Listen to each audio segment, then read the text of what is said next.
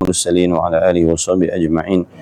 سبحانك لا علم لنا إلا ما علمتنا إنك أنت العليم الحكيم. اللهم افتح علينا حكمتك وانشر علينا من خزائن رحمتك يا أرحم الراحمين. ربنا زدنا علما وفهما يا كاشف المشكلات، اكشف الحجب عن وجوه هذه المعاني حتى نطلع على خفية هذه المسائل، واحفظنا من الخطأ والضلال، فأنت موفق كل أمر وأنت علام الغيوب برحمتك يا أرحم الراحمين. وهب لنا يا وهاب علما وحكمة ولرزق يا رزاق كلنا مسهلا وبخير يا فتى فافتح لنا وبالهدى بالعلم كلنا يا عليم مفضلا. اللهم علمنا ما جهلنا وذكرنا ما نسينا. اللهم اجعل أعمالنا خالصة لوجهك الكريم. وصلى الله على سيدنا محمد وعلى آله وصحبه وبارك وسلم. الحمد لله رب العالمين. آمين يا رب العالمين. Alhamdulillah. Ma ba'du. Wassalamualaikum warahmatullahi wabarakatuh. Alhamdulillah, segala puji bagi Allah Subhanahu wa taala. Dengan limpah rahmatnya kita dipertemukan pada malam ini untuk meneruskan majlis ilmu kita. Diharapkan sekalian sahabat, para muhibbin yang sabar menanti kuliah kita malam ini, insya-Allah. Alhamdulillah. Semoga kalian semua dalam rahmat dan redha Allah Subhanahu wa taala. Mudah-mudahan kalian dalam rahmat dan redha Allah Subhanahu wa taala diberi kesihatan, keafiatan yang baik, yang sempurna oleh Allah. Baik, insya-Allah malam ni sambungan kitab Minhajul Abidin. Minhajul Abidin. Bismillahirrahmanirrahim. Bismillahirrahmanirrahim. Bijal Mustafa. Minhajul Abidin ke surah apa Ha? Bismillahirrahmanirrahim.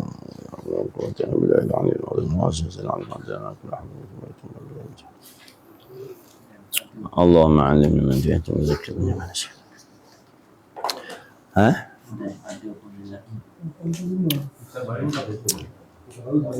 Kitab baru apa? 94. Kitab baru 94. Dan ada pun lelaki Dan ada pun lelaki yang kuat yang mengetahui. Ya.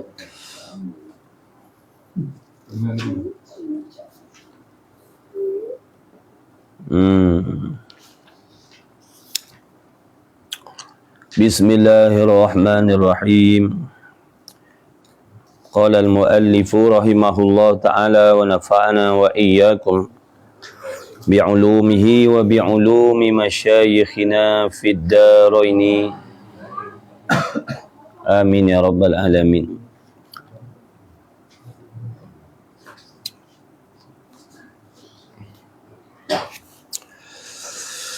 Dan ada pun lelaki yang kuat,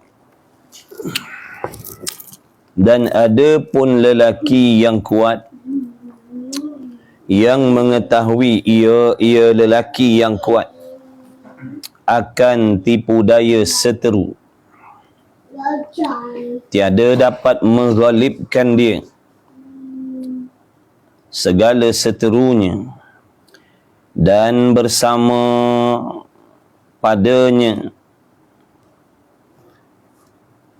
bersamanya lelaki tadi itu yang kuat di dalam kota dan di luar kota atau di padang, maka tiada takut atasnya apabila keluar ia, melainkan bahawa adalah tetap di dalam kota itu, terlebih memeliharakan dia atas tiap-tiap kelakuan, kerana tiada dipercaya terpaling dan muafakat, yakni yang didapat kejahatan di padang.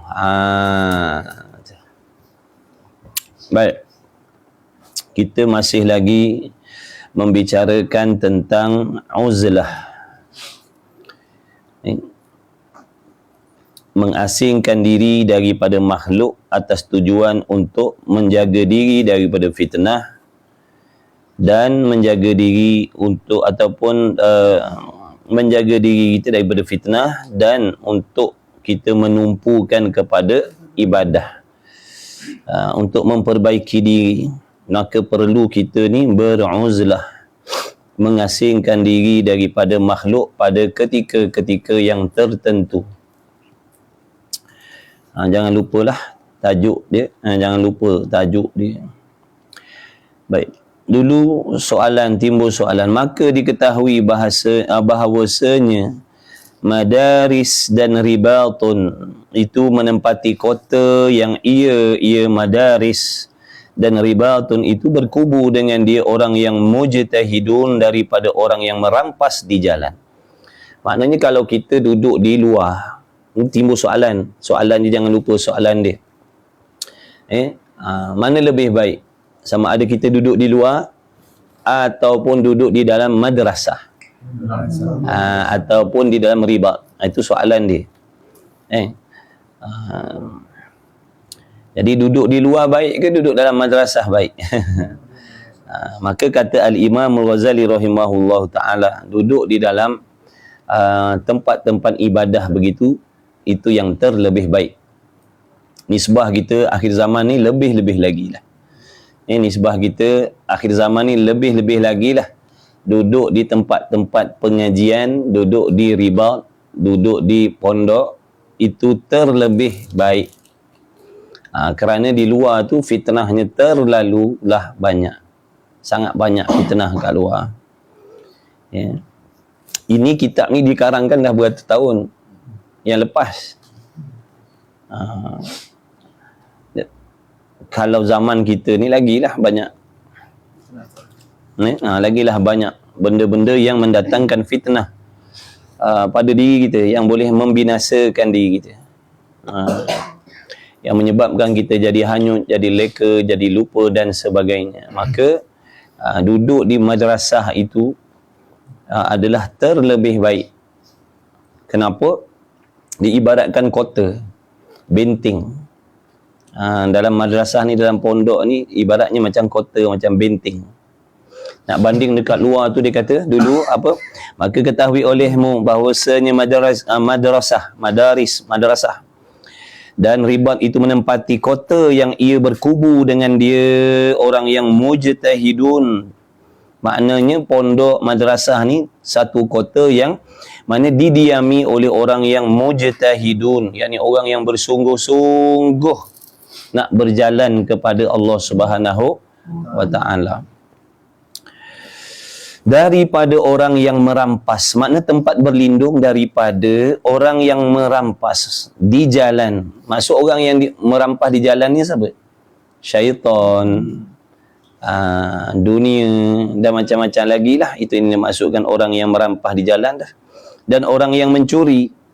Dan bahawasanya orang yang di luar kota itu, orang yang duduk di luar tu, kalau kita duduk di luar, menempati di padang, duduk di suatu kawasan yang luas, berkeliling di dalamnya kuda syaitan. Jadi kat luar tu banyak kuda-kuda syaitan. Makna banyak manusia-manusia, banyak fitnah lah, mudah kita faham. Dekat luar tu macam-macam fitnah ada, macam-macam fahaman ada, macam-macam kelakuan manusia ada kat luar tu.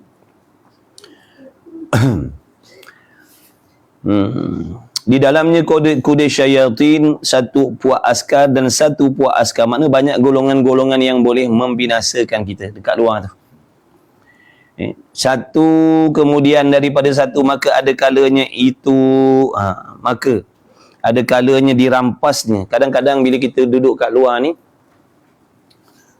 kita akan dirampasnya. Maksud dirampas ni apa? Terpedaya juga itu. Kalau duduk kat luar ni, kita terpedaya juga. Terkena juga fitnah. Kalau duduk kat luar, terkena juga kita fitnah. Sekuat apa pun duduk kat luar tu, terkena juga fitnah. Itu maksudnya. Dan ada kalanya ditawannya. Kadang-kadang kita ni ditawan oleh musuh-musuh ibadat tadi. Kalau kat luar ni, kadang-kadang dalam jaga-jaga pun kita ditawan juga, dipedaya juga, terpedaya juga dengan musuh-musuh ibadat. Maka betapa hal murid itu apabila keluar ia ke padang dan didapatnya akan dia oleh seteru daripada tiap-tiap pihak. Bagaimana seorang murid? Bagaimanakah keadaan seorang murid, mana orang yang nak berjalan kepada Allah Ta'ala tadi, nak duduk di kawasan yang padang, duduk di suatu padang yang di situ terlalu banyak musuh-musuh. Macam mana seorang yang nak dekat dengan Allah, seorang murid ni mana orang yang nak mendekatkan diri kepada Allah dengan amalan zahir dan batin. Bagaimana seorang murid, mana orang yang mengkehendaki dekat kepada Allah dengan ibadah zahir dan batin, nak duduk di suatu kawasan lapang yang terdapat banyak musuh-musuh, lanun-lanun, penyamun-penyamun, perompak-perompak yang nak merosakkan amalan. Bagaimana nak duduk di tempat yang begitu? Boleh faham tak? Boleh faham tak? Kita duduk di luar ni, banyak benda yang merosakkan agama, maksudnya. Banyak benda yang merosakkan ibadat, banyak fitnah. Sedangkan kita ni nak hijrah, kita ni nak berubah, kita ni nak dekat dengan Allah, kita ni nak cari bekalan akhirat. Jadi bagaimana kita nak duduk dalam situasi yang begitu di luar tu, yang penuh dengan kuda-kuda syaitan tadi, penuh dengan perompak tadi, penuh dengan peragut tadi, penuh dengan penipu tadi. Maksud di sini perompak penipu ibadat, bukan perompak penipu harta tu, bukan. Yang nak membinasakan amalan kita di luar tu terlalu banyak. Bagaimana kita ni yang nak cari bekal akhirat, yang nak berubah, yang nak berhijrah, nak duduk di tempat yang sedemikian suasana dia, dalam hal keadaan kita ni pula tak ada ilmu, dalam keadaan kita ni pula jahil,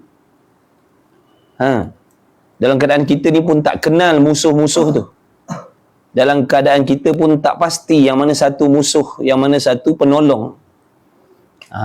Itu maksud dia.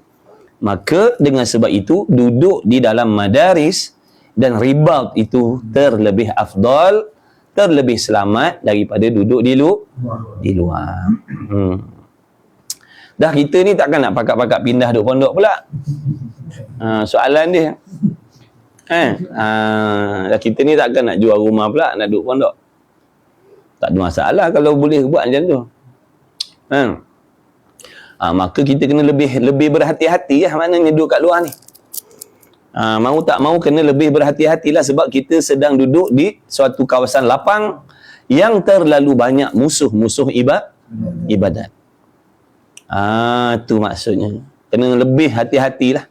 Kena 2-3 kali ganda kena hati-hati. Sebab kita sedang duduk di suatu kawasan yang berlegar musuh-musuh ibadat tadi. Penyamunnya, penyangaknya, perompaknya, lanunnya berlegar. Kita duduk di tempat yang macam tu. Maknanya kenalah hati-hati, sungguh-sungguh. Kena pantau diri kita betul-betul, kena pantau anak bini kita sungguh-sungguh. Kalau tak, kita akan dirampas, kita akan dirompak, kita akan ditawan oleh musuh-musuh tadi tu.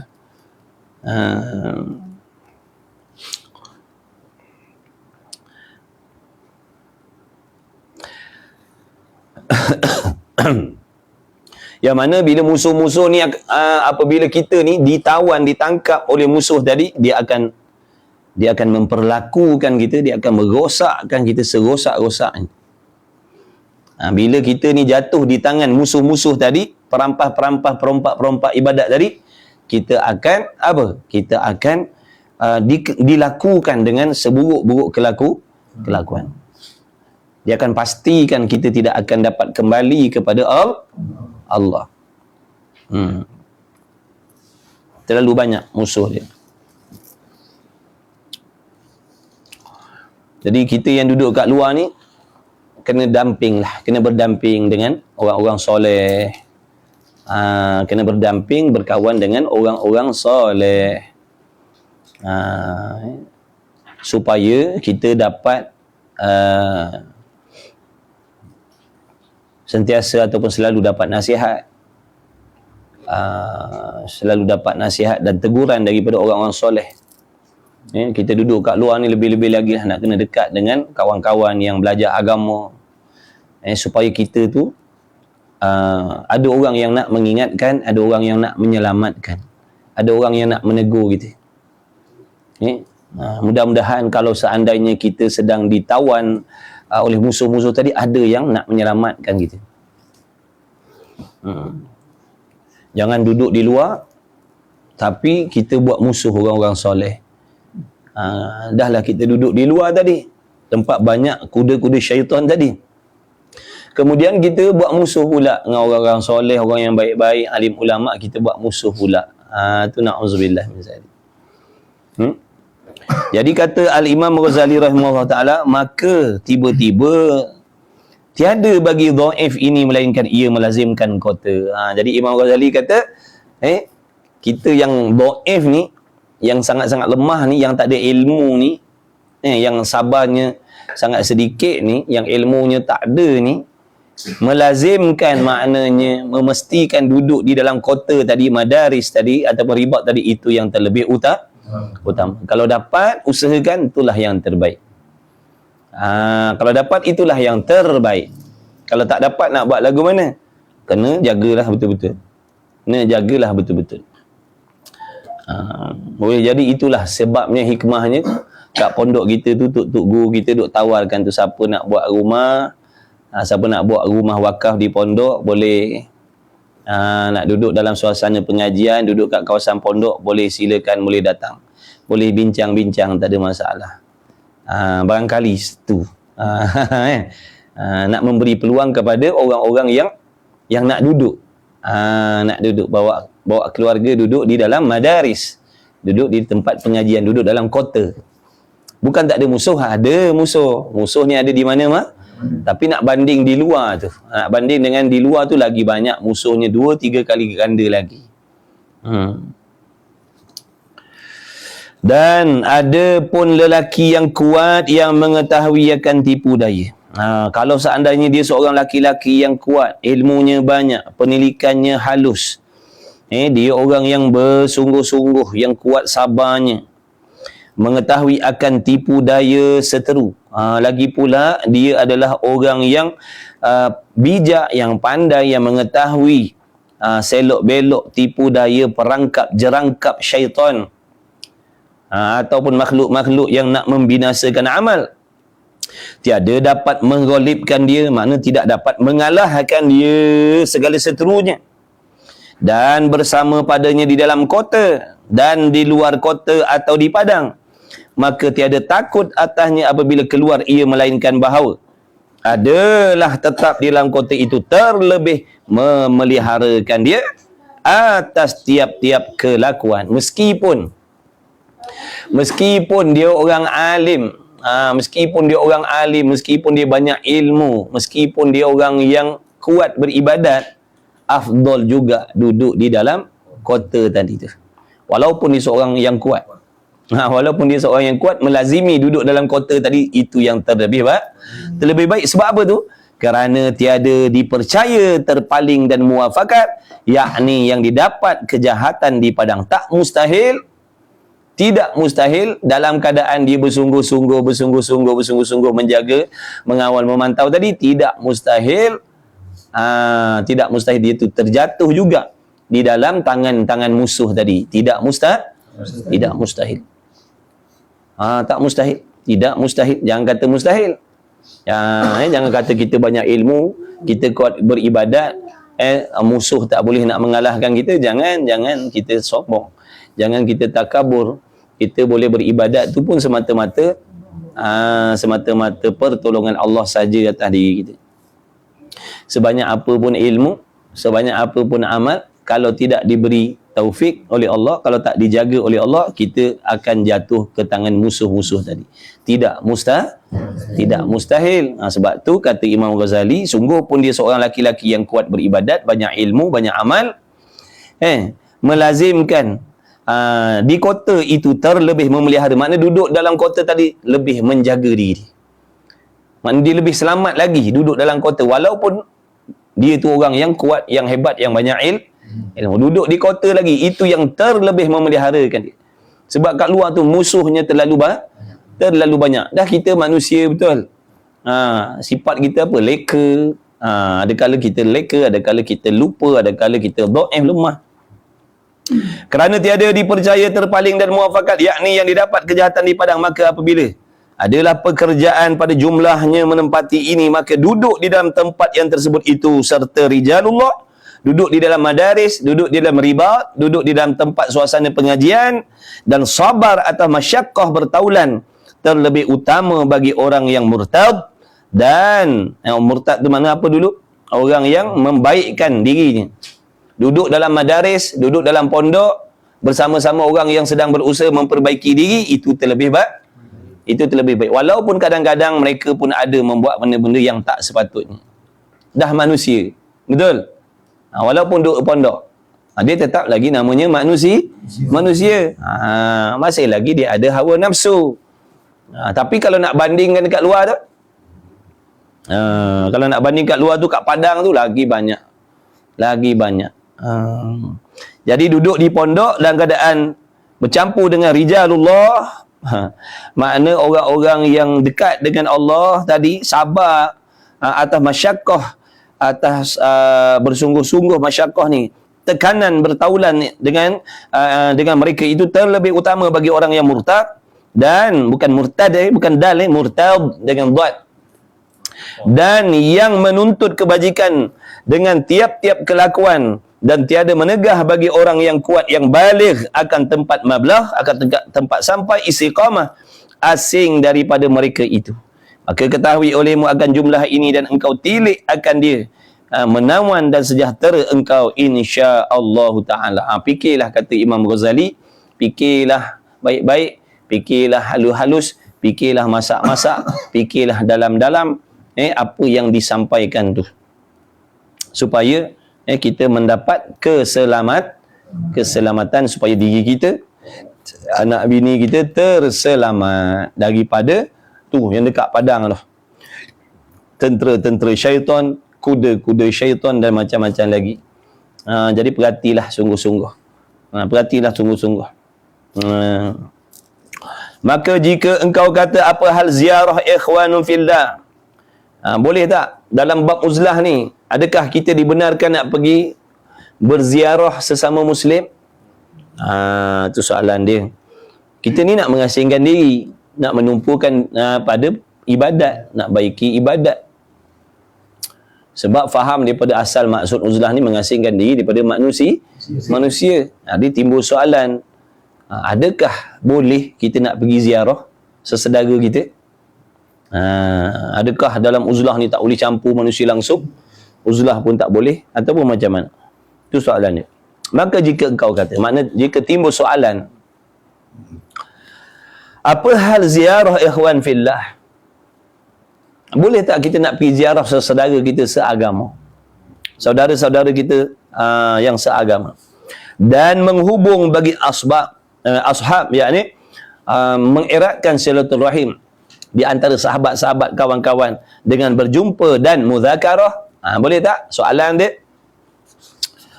Maka ketahui olehmu, wahai orang yang bertanya, maka ketahui olehmu, wahai orang yang iskal, wahai orang yang muskil, bahawasanya ziarah ikhwan fillah setengah daripada jauhar, yakni setengah daripada permata ibadat akan Allah Ta'ala. Makna pergi ziarah sesedara kita tu, adik-beradik kita tu, menghubungkan silaturahim itu adalah setengah daripada permata ibadat. Permata ibadat, makna benda bernilai. Pergi ziarah, lebih-lebih lagi kalau pergi ziarah alim ulama, lebih-lebih lagi pergi ziarah orang soleh, itu lebih-lebih lagi lah. Menziarahi adik-beradik kita dengan niat nak mengeratkan silaturahim pun dah dikira jauhar, permata ibadat. Makna benda baik. Dan padanya mendamping, yakni mendamping diri kepada Allah Ta'ala. Jadi orang yang suka berziarah ni sebenarnya dia sedang mendekatkan diri kepada Allah, ibadat kan. Sembahyang ibadat tak? Ibadat. Mengaji ibadat. Puasa ibadat. Qiyamul lail ibadat. Baca Quran ibadat. Zakat ibadat. Sedekah ibadat. Itu semua perbuatan-perbuatan yang dikatakan mendekatkan diri, mendampingkan diri kepada Allah. Maka termasuklah juga amalan berziarah.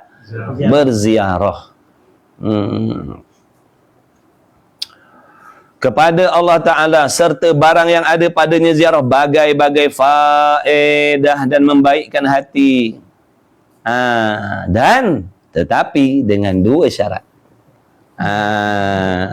Yang dikatakan ziarah tadi itu permata ibadat, yang dikatakan ziarah itu tadi terdapat banyak faedah, banyak manfaat, boleh membaikkan hati. Membaikkan hati ni makna mendekatkan hatilah sesama, tidak bermusuhan, hati jadi takliah sesama adik-beradik, maknanya jadi rapat, makna sentiasa, makna erat lah dengan berziarah tadi, hati tak jadi jauh. Begitulah juga dengan kawan-kawan kita ataupun sesama Muslim dengan berziarah tadi, itu di antara faedah dia, dan membaikkan hati kita, tetapi dengan dua syarat. Pertama, ini syarat ziarah. Ini adab nak berziarah. Adab ziarah.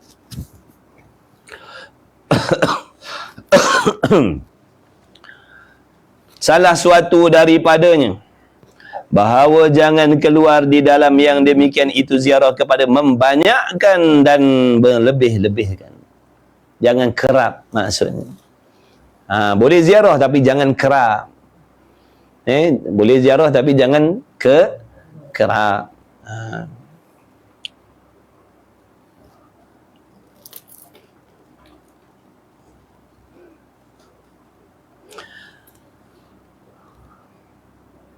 Sabda Nabi SAW bagi Abi Hurairah radhiyallahu ta'ala, zur ghibban tazdad hubban. Zur ghibban tazdad hubban. Zur ghibban tazdad hubban. Apa maksud dia? Ziarah setengah ketika, nescaya bertambah berkasihan. Makna kasih sayang tu akan bertambah dengan berziarah pada ketika-ketika yang tertentu. Tapi kalau kerap ziarah jadi menyampah itu. Betul tak? Kejap muka dia datang. Kejap muka dia datang. Biskut jagung kita dia yang habiskan.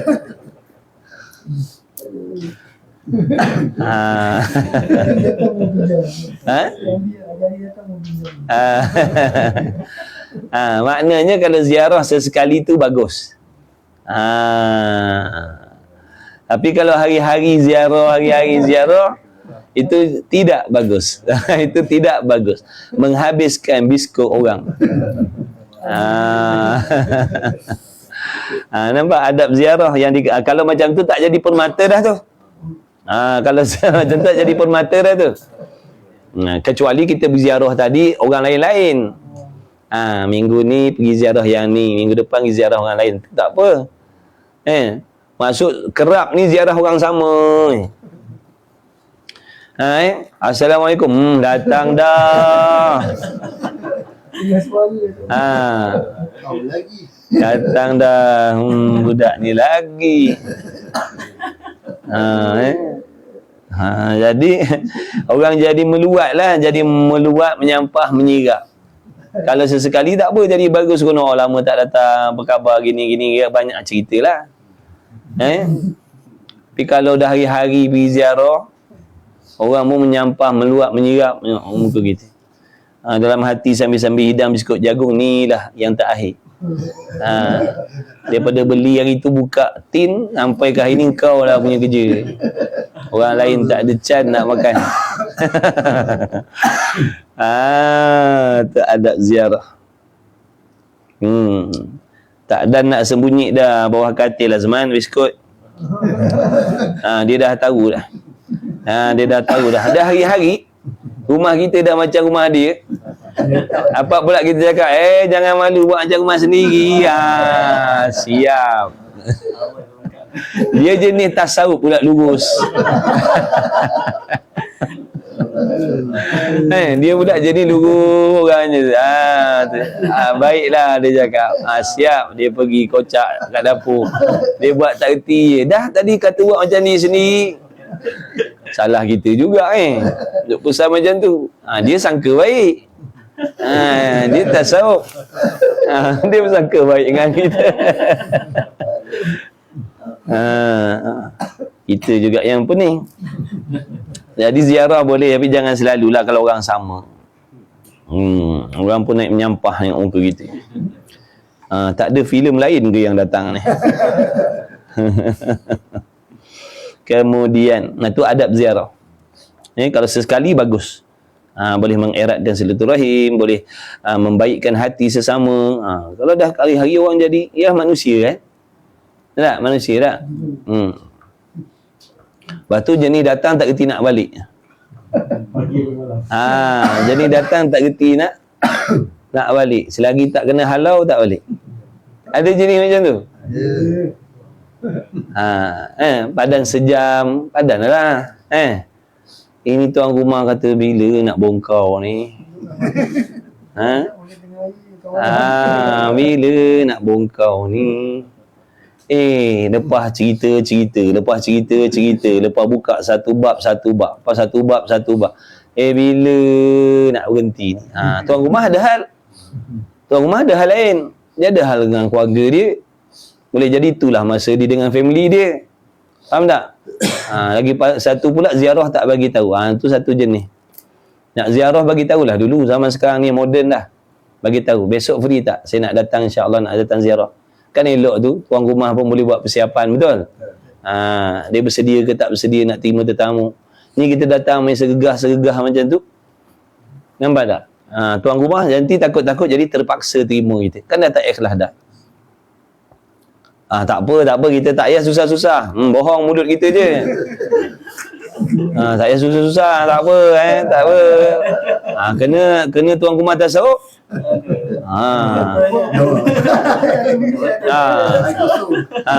Air kosong pun tak ada. Dah tak payah susah-susah. Tuan rumah kata, tak je kan, kalau buat kan takut disusah hati ke, sakit hati ke. Tak payah buat apa-apa. Padahal muka kita. Tak payah susah-susah. Tak payah susah sambil borak ni. Tak keluar ke isi sirap. Nampak tak? Bagi tahu lah nak datang ziarah. Kita tak tahu orang punya hal. Kena fikirkan orang punya hal. Jangan kita fikir kita punya hal aja. Fikirkan orang punya hal macam mana. Kalau dia kata minta maaf lah besok ada. Makna dia ada urusan lah tu. Kalau kita main apa? Main tergejah macam tu. Kang nak tak terima Kang malu terima je lah. Tapi dah terima dalam keadaan hati tak ikhlas dah. Dia bubuh round up dalam kopi baru kita tahu.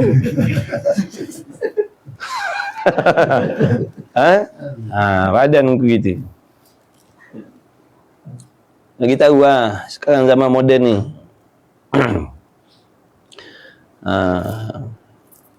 Dan rumah dia bersepah. Naklah dia kemas-kemas nak raih tetamu. Aib lah. Kan? Dia pun nak jaga maruah dia. Kena jaga kebersihan dulu. Kita jenis tak apa kan kita balik ziarah cerita dengan orang. Ui, semalam pergi rumah dia tu. Siap cerita. Nampak tak tu? Jadi jangan macam tu, tak bagus. Bagi tahu. Sekarang zaman moden dah. Boleh bagi tahu awal 2 hari sebelum ke. InsyaAllah besok kalau tak ada apa-apa nak datang ziarah boleh tak? Dia kata boleh lah, kita pun dah lama tak jumpa. Tak apalah. Besok kalau nak datang tengah hari tu mana nak masak nasi lah tu. Kalau kita tanya nak datang boleh ke tidak, dia macam ada alasan lain tu, tu dia tak senang dah tu. Tak payah paksa-paksa. Tak apalah, saya datang lambat sikit lah. Tak apa, saya datang pukul 2 lah. Pukul 2 ada pergi mana tak? Dah dia kata tak boleh, tu tak adalah tu. Adalah hal dia. Atau jenis tak reti mau stalik ngalik kepala dahi.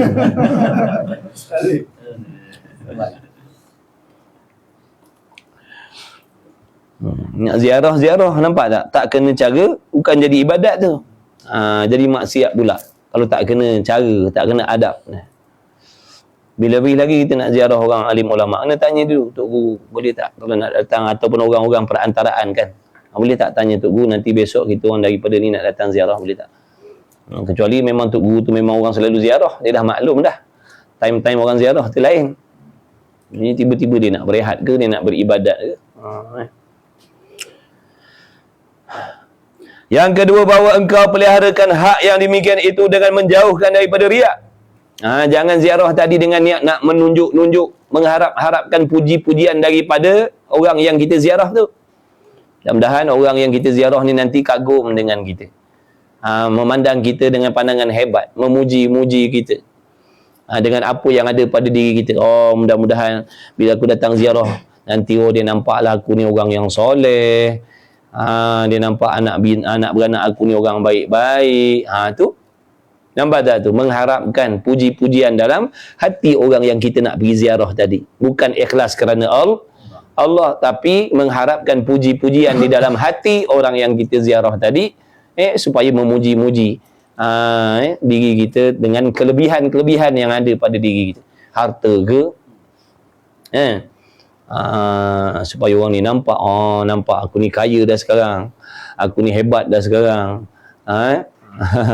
aku ni senang dah sekarang, ada kereta baru ni, sekereta buruk tak pergi ziarah, tukar kereta baru dia rajin ziarah. Mana nak bagi tahu orang dia dah beli kereta baru.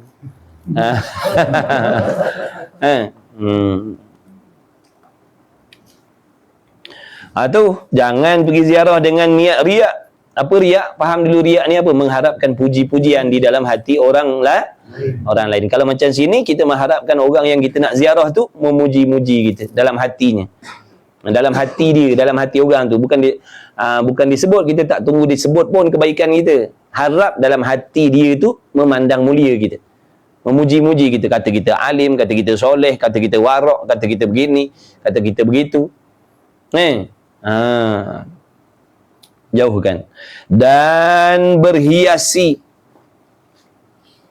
Dan perkataan yang sia-sia. Berhiasi. Maknanya nak menunjuk-nunjukkan kelebihan yang ada pada diri. Waktu nak pergi ziarah tu lah, pulut dakapnya sebelah kanan 5, sebelah kiri 5. Ni buah rantai besar penumbuk.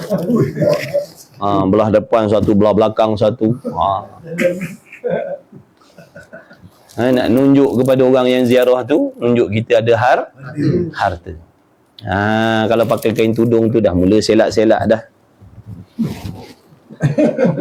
Baru nampak. Kalau tutup tak nampak. Faham? Kena selak ni harga RM5,000. RM5,000 kalau tak selak, orang tak nampak. Rugilah beli mahal-mahal orang tak nampak. Selak. Kalau nak pakai tudung pun pakai tudung, telinga keluarkan. Sebab apa? Ni ada buah durian ni, sebelah sini sebiji, sebelah sini sebiji. Kalau tutup nanti tak nampak. Ni RM3,000 sebelah ni. Mulalah tangan macam tu, macam orang cacat dah. Nak nunjuk. Kalau macam tu haram pergi ziarah. Menyakitkan orang yang kita ziarah tu. Dah lah adik-beradik kita yang kita ziarah tu orang susah. Lain kau bawa sebakul mah perak untuk dia, tak apa lah. Ini kau duk tayang-tayang daripada datang tadi sampai ke sudah, tangan kau tak turun-turun tangan kau. Nak kata seliuh pun tidak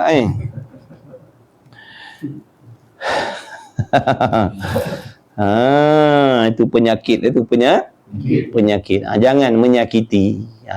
Kecuali dah memang kita adat pakai macam tu. Dan memang kita pakai yang kita macam tu.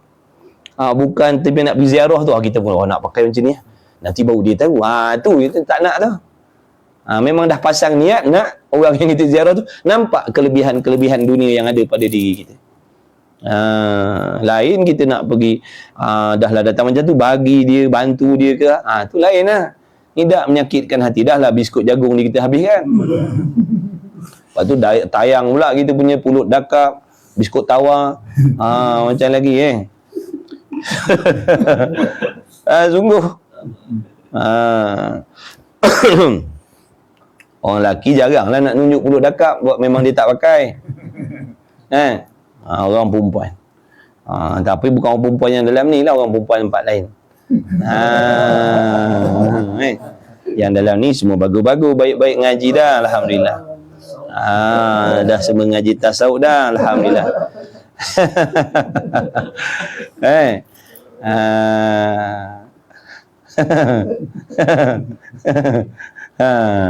Yang dalam-dalam ni alhamdulillah dah semua bagus dah.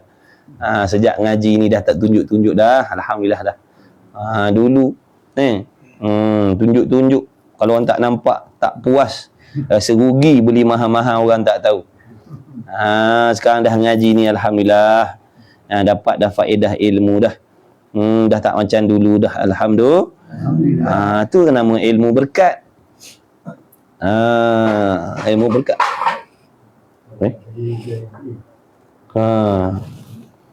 Ilmu berkat.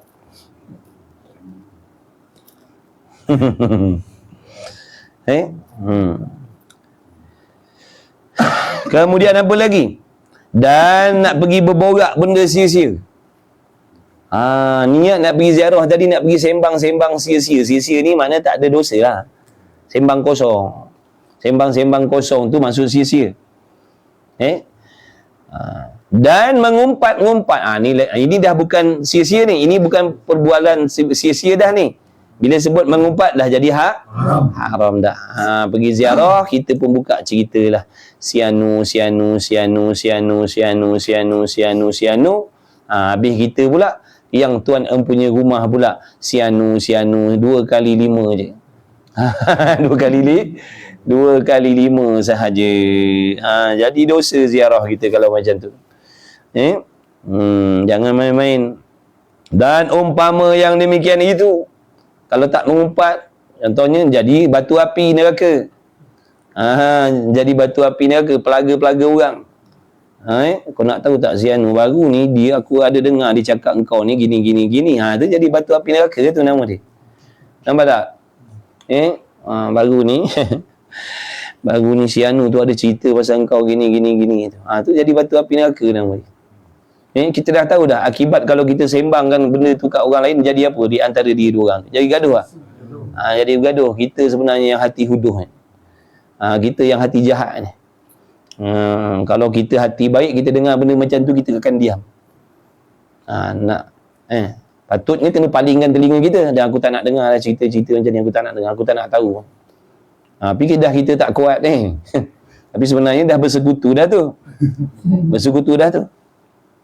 Lepas tu, kita jumpa si Anu pula, sembang pula. Baru ni, si Anu tu ada datang ngadu dengan aku, cerita kau ada cakap dia gini. Kan jadi gaduh tu. Kalau kita orang baik, kita akan simpan benda tu. Sebab kita tahu akibat. Kalau kita bagi tahu yang ni, di antara dia 2 orang ni nanti akan jadi lagi bergaduh. Sebab kita lah tadi. Tu namanya kita ni batu api neraka nama dia. Faham?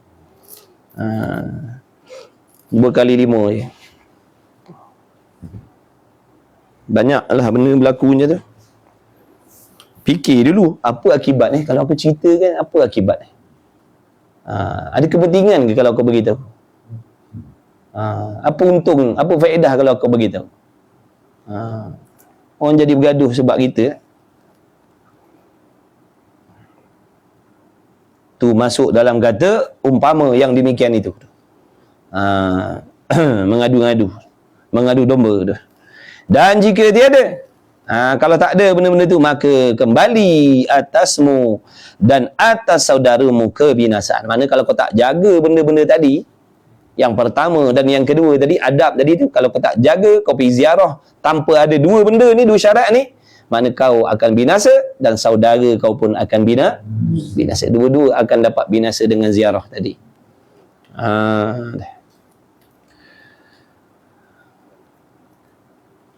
Baik. Maka sesungguhnya dihikayat bahawa Fudail dan Sufyan duduk muzakarah keduanya. Maka menangis keduanya. Maka berkata Sufyan, "Hai Aba Ali, aku harap tiada aku duduk satu majlis yang terlebih diharap bagiku daripada ini." Maka kata Fudail, "Tiada aku duduk di satu majlis yang terlebih takut atasku daripada ini." Ni dua-dua ni orang hebat-hebat ni. Jadi satu ketika bertemulah Fudail dan Sufyan ni, dua-dua ni orang soleh, orang alim. Maka katanya Sufyan, apa Sufyan kata kepada Fudail? Dia kata, "Aku harap tiada aku duduk satu majlis yang terlebih diharap bagiku daripada ni." Maksudnya, dia kata pertemuan itu sangat-sangatlah ditunggu-tunggu. Makna pertemuan di hari itu dengan Allahumma salli ala Sayyidina Muhammad dengan Fudail tadi adalah suatu pertemuan yang sangat dinanti-nantikan. Pertemuan yang sangat menyeronokkan. Pertemuan yang sangat membahagiakan. Katanya siapa? Sufyan. Kemudian sebaliknya dikatakan oleh Fudail kata sebaliknya pula. Tiada aku duduk di satu majlis yang terlebih takut atasku daripada ini. Makna tak adalah satu majlis pertemuan yang paling aku risau, yang paling aku takut, yang paling aku gerun. Inilah dia pertemuan kita ni. Jadi dua-dua tu makna pandangan lain-lain. Maka katanya siapa? Sufyan, "Hei Aba Ali,"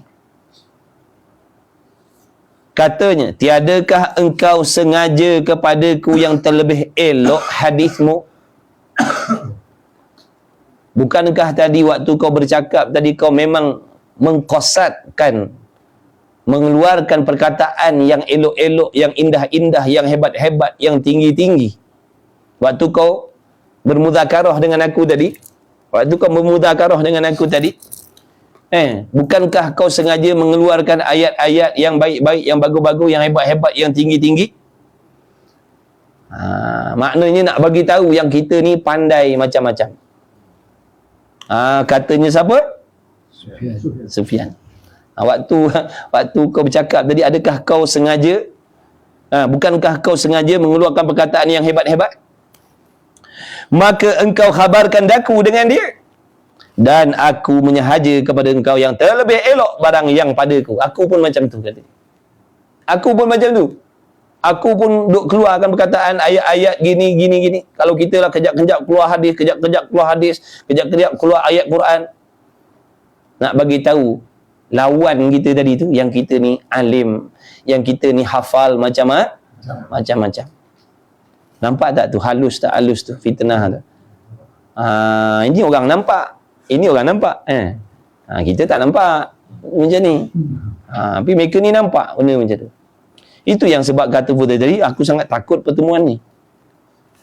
Kerana tadi engkau menyahaja mengeluarkan perkataan yang hebat-hebat dengan niat riak lah, supaya aku kagum dengan ilmu kau, dan aku pun keluarkan ilmu yang hebat-hebat supaya kau kagum dengan aku. Maka aku khabarkan dikau dengan dia, maka aku hiasi bagimu dan kamu hiasi bagiku. Maka menangislah Sufyan tadi bila dengar perkataan tu. Menangis Sufyan, baru dia tersedar dia. Makna orang baik lah. Hati dia tu bersih lah tu, bila tahu, bila nampak, bila tersedar yang dia buat tu benda silap, benda salah. Menangis dia, takut dia. Kalau kita ceritalah, tak ada apa pun kita. Sebab hati kita kotor, tak ada rasa dosa pun. Tapi tengok mereka ni punya bersihnya hati, benda macam tu pun menjadikan dia menangis. Maka wajib atasmu bahawa kedudukan engkau serta saudara filah ni habis dah cerita tadi tu. Jadi akhirnya menangislah Fudail dan Sufyan tadi, menangisi atas kesilapan dan kesalahan masing-masing, yang mana dalam hatinya ada niat nak menunjuk kelebihan. Tu fitnah pula orang ada ilmu. Sebab tu kadang-kadang ada orang-orang alim dia tak nak pergi ziarah.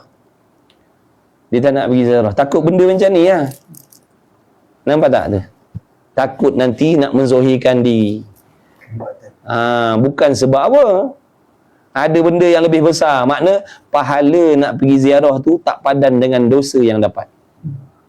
Boleh faham tak? Dosa dia lagi besar daripada pahala yang dapat. Sebab tu ada di kalangan mereka ni, ulama'-ulama' ni, yang tak nak ziarah. Bukan sebab dia orang sombong tak, takut benda ni. Kita orang awam ni bodoh. Kita orang awam ni bodoh tak kerti. Kita kata apa tu sesama ulama pun tak nak jumpa. Padahal kita tak tahu tak tahu cerita. Kita kan bodoh. Ulama boleh Ustaz? Yang awam boleh ulama. Kita boleh tak payah nak tiru ni. Ini nak cerita orang lebih-lebih ni Kita kena pergi ziarah orang alim biar lari setan dalam hati kita. Lama kan kita tak pergi ziarah pula dah. Sebab apa? Takut nanti riak lah aku ni nak pergi jumpa Tok Guru. Ni kan ada habaib datang aku. Bukan apa, aku takut riak lah. Kita ni kena pergi. Ini cerita orang lebih-lebih. Tang situ kita nak tiru pula. Tak payah nak cenelat lah kita.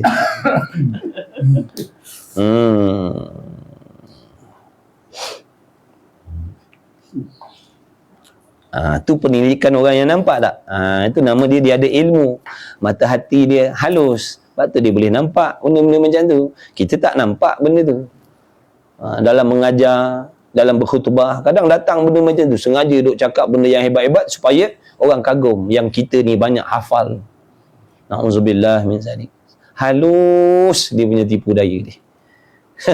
Halus tipu daya dia. Waktu itulah kita keluarkan hadis ni, bukan nak kata orang-orang yang macam tu salah, tak. Ni nak cerita tipu daya tadi. Kadang-kadang timbul macam tu dalam hati pada khutbah, pada tok-tok guru, para ustaz-ustaz, ustazah-ustazah. Sengaja nak mengeluarkan ilmu, hafalan-hafalan supaya dikata orang yang dia ni hebat hafalan. Situ yang salah. Bukan salah baca ayat Quran dan hadis tu. Niat tu tadi yang salah. Sebab apa? Nak orang tahu yang kita ni hebat. Nak orang tahu yang kita ni banyak hafal ilmu. Situ perangkap dia. Bukan kata tak boleh baca, boleh baca. Tapi jangan dengan niat yang begitu. Memang dia kebetulan memang dia banyak hafalan. Memang dia banyak hafalan, hafal Quran, hafal hadis, hafal syair, apa begini begitu. Tapi dia bercakap tu bukan niat nak orang memandang dia dengan pandang makna nak memuliakan dia, bukan tak. Tapi kalau sengaja kita cakap macam tu dengan niat supaya orang tahu yang kita ni alim, yang kita ni hebat hafalan, di situlah terperangkap dengan nafsu dan syaitan. Jangan main-main. Halus je. Halus je. Bila semayang kan nak baca surah yang panjang-panjang dengan niat supaya orang tahu yang kita ni banyak hafal ayat Quran. Salahlah di situ. Niat tu. Bukan salah baca ayat panjang tu. Niat membaca surah-surah yang panjang-panjang tadi supaya dikatakan orang kita orang hafal Quran. Na'udzubillah. Halus tipu daya dia. Halus tipu daya dia. Bila kita belajar nampak bila kita belajar nampak benda-benda yang macam tu. Baru kita perasan, baru kita perasan. Sebab tu ilmu tasawuf ni ilmu yang nak menceritakan tentang kelakuan dalam hati. Ilmu tasawuf ni ilmu yang nak menceritakan tentang kelakuan dalam hati. Sifat yang dicela ataupun sifat yang dipuji. Itu di antaranya. Bukan kata salah duk baca ayat-ayat. Boleh baca, silakanlah. Afdal lah kita baca surah panjang-panjang. Pahalanya lagi banyak. Yang salahnya tadi niat tu. Niat tu yang salah. Dengan sebab niat tadi perbuatan tu jadi haram. Innamal a'malu binniyat. Sesungguhnya setiap amalan itu gantung dengan niat. Jadi kalau niat kita tu tadi niat yang haram, maka jadi haram lah. Kita baca ayat-ayat tu dengan niat supaya orang pandang kita hebat. Orang pandang kita ni orang yang hafal. Orang kagum dengan hafalan kita. Habislah. Dia alim macam mana pun, kalau hatinya kotor macam tu, habislah. Nampak tak? Tu cerita orang alim pun masih lagi banyak perangkap lagi. Makin alim, makin halus tipu daya dia. Makin alim, makin seni tipu daya dia. Kita ni orang jahil, orang bodoh ni tak payah yang halu-halu, yang besar penumbuk pun kita kena dah. Tak payah tipu daya yang halu-halu, yang besar penumbuk pun kita kena dah. Orang macam kita. Tak payah yang halus-halus. Yang besar penumbuk pun kena dah. Yang besar penumbuk pun kita tak nampak. Kita tak nampak perangkap besar penumbuk. Itulah kita nak kena belajar dan terus belajar dan terus belajar. Mudah-mudahan Allah Ta'ala sentiasa memberi petunjuk dan bimbingan kepada kita. Nampak tak tu? Mudah-mudahan Allah sentiasa nampakkan, tunjukkan. Sebab tu kita doa, Allahumma arinal haqqa haqqa. Ya Allah, tunjukkanlah yang benar tu benar, yang salah tu salah. Sebab kita tak boleh nampak yang benar tu benar, yang salah tu salah kalau tidak ditunjuk oleh Allah. Kalau tak ditunjuk oleh Allah, kita tak nampak. Kita okey, kita rasa syok sendiri macam betul dah. Waktu kita ni kena banyak istighfar, kita ni kena banyak istighfar ni. Kita ni kena banyak istighfar. Sekali fikir biar kita banyak minta ampun daripada buat amalan-amalan lain. Ibaratnya begitulah. Bukan maksud meninggalkan amalan wajib. Minta ampun tu terlebih utama orang macam kita ni. Daripada kita minta banyak pahala. Daripada kita ni minta banyak pahala kebajikan, lebih baik kita minta ampun banyak-banyak. Sebab dosa kita ni lagi banyak lagi daripada pahala amal kebajikan yang kita buat tu, entah ada entah tidak. Cara buatnya salah. Cara buat, waktu buat timbul ujub, timbul riak, timbul takabur. Kadang kita tak perasan. Dalam hati kita ada ujub, riak, takabur, kita tak perasan. Lepas tu fikir. Pengampunan Allah tu lebih utama lagi nisbah kita ni. Balik akhirat tu dengan tak bawa dosa dan tak bawa pahala, itu lebih selamat nisbah kita ni. Kita fikir macam tu. Biar balik akhirat tu tak ada pahala satu pun dan tak ada dosa, itu terlebih baik lagi untuk kita daripada kita bawa balik akhirat bawa dosa banyak. Dia fikir macam tu. Tapi pahala nak juga pahala nak, tapi fikirkan ke dosa daripada nak pahala dan ampun dosa, mana lebih utama? Ampun dosa dah. Sebab kita dah memang jenis pendosa dah jenis pendosa kita. Semayang, walaupun kita mengaji, walaupun kita mengajar, walaupun kita semayang, walaupun kita puasa, walaupun macam-macam, dosa memang kita buat. Dosa tu dah memang wajib kita buat, tak tinggal. Tak dosa zahir, dosa batin ni. Dosa batin yang paling bahaya sebab kita tak nampak. Kan sebab tu kita diajar dalam tahiyat akhir tu apa? Allahumma ghfirli ma qaddamtu wa ma akhartu wa ma asrartu wa ma a'lantu wa ma asraftu. Tu minta Allah ampunkan segala jenis dosa-dosa. Minta Allah ampunkan dosa yang dulu, dosa yang sekarang, dosa yang kemudian, dosa yang nampak, dosa yang tak nampak, dosa yang kita perasan, dosa yang kita tak perasan, dosa yang hanya Allah saja tahu.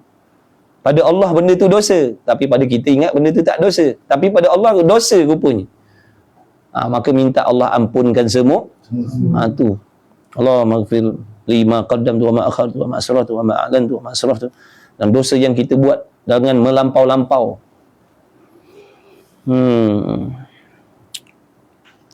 Maka wajib atasmu bahawa ada kedudukan engkau serta saudara fillah. Wajib atasmu, mesti.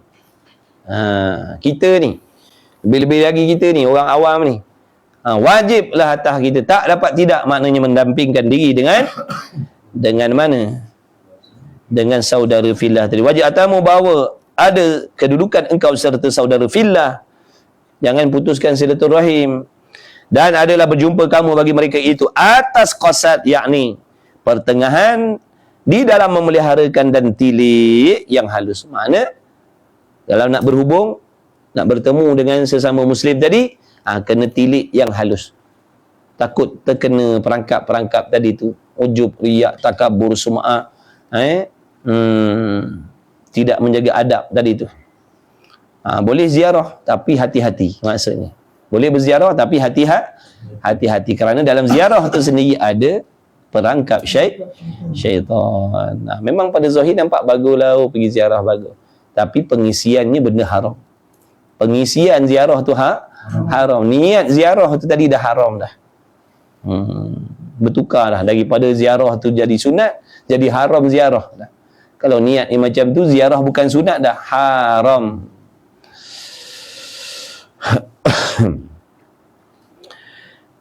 Jadi tilik yang halus, maka tiada cedera pada ketika itu dalam uzlah kamu. Maknanya kalau kamu pergi berziarah dalam keadaan menjaga adab-adab tadi, tidak mencederakan uzlah kamu. Maknanya kamu masih lagi masuk, duduk lagi dalam golongan orang yang mengasingkan diri. Kalau kita pergi berjumpa sanak saudara, kawan-kawan, ziarah dengan menjaga adab-adab tadi, maknanya masih lagi dia termasuk dalam golongan orang yang uzlah, orang yang mengasingkan diri, walaupun pada zahirnya nampak bercampur dengan manusia. Sebab tu syarat nak yang dikatakan uzlah ni, makna mengasingkan diri daripada manusia dalam hal yang tak baik, dalam hal yang baik campur. Dalam hal yang baik campur, majlis ilmu campur, solat berjamaah campur, solat Jumaat campur, program yang baik-baik campur. Benda sia-sia jangan. Yang haram lebih-lebih lagi jangan. Buat hal sendiri. Jangan melibatkan diri dengan benda yang lagu-lagu, yang sia-sia, lebih-lebih yang haram. Apabila manusia tadi terlibat dengan benda lagu, benda kosong-kosong tadi, yang tak ada faedah apa tadi, ataupun yang haram, kembalilah kita kepada tempat kita dan tumpukan kepada amalan diri kita, sibukkan diri kita dengan ibadat kita sendiri daripada bercampur dengan benda yang tak ada mendatangkan faedah, lebih-lebih lagi yang haram tadi tu. Itu cara dia uzlah.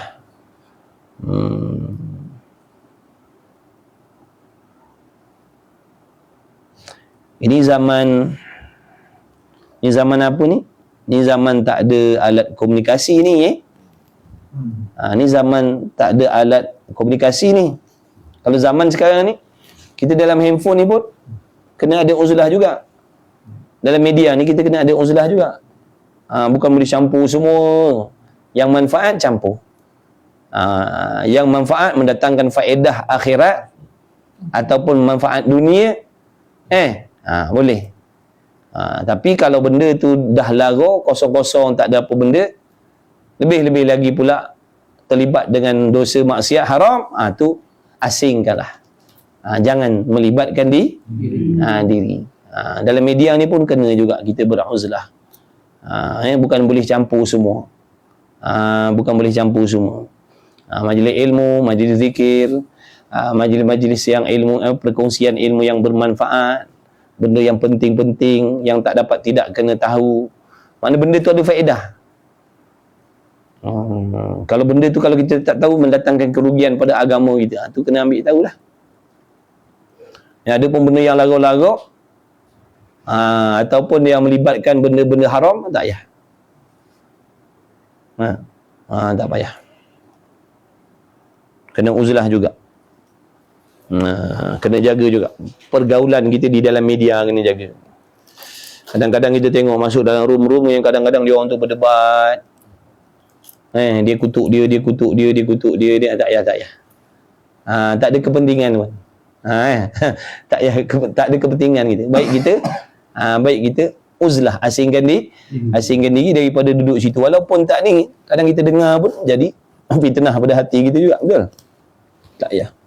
Baik kita dengar kuliah, dengan nasihat, dengar solawat ke, tu lebih baik daripada kita duduk dalam room dalam room yang cerita benda-benda macam tu, yang kita pun tak tahu benda tu betul ke salah ke, ujung pangkar kita tak tahu.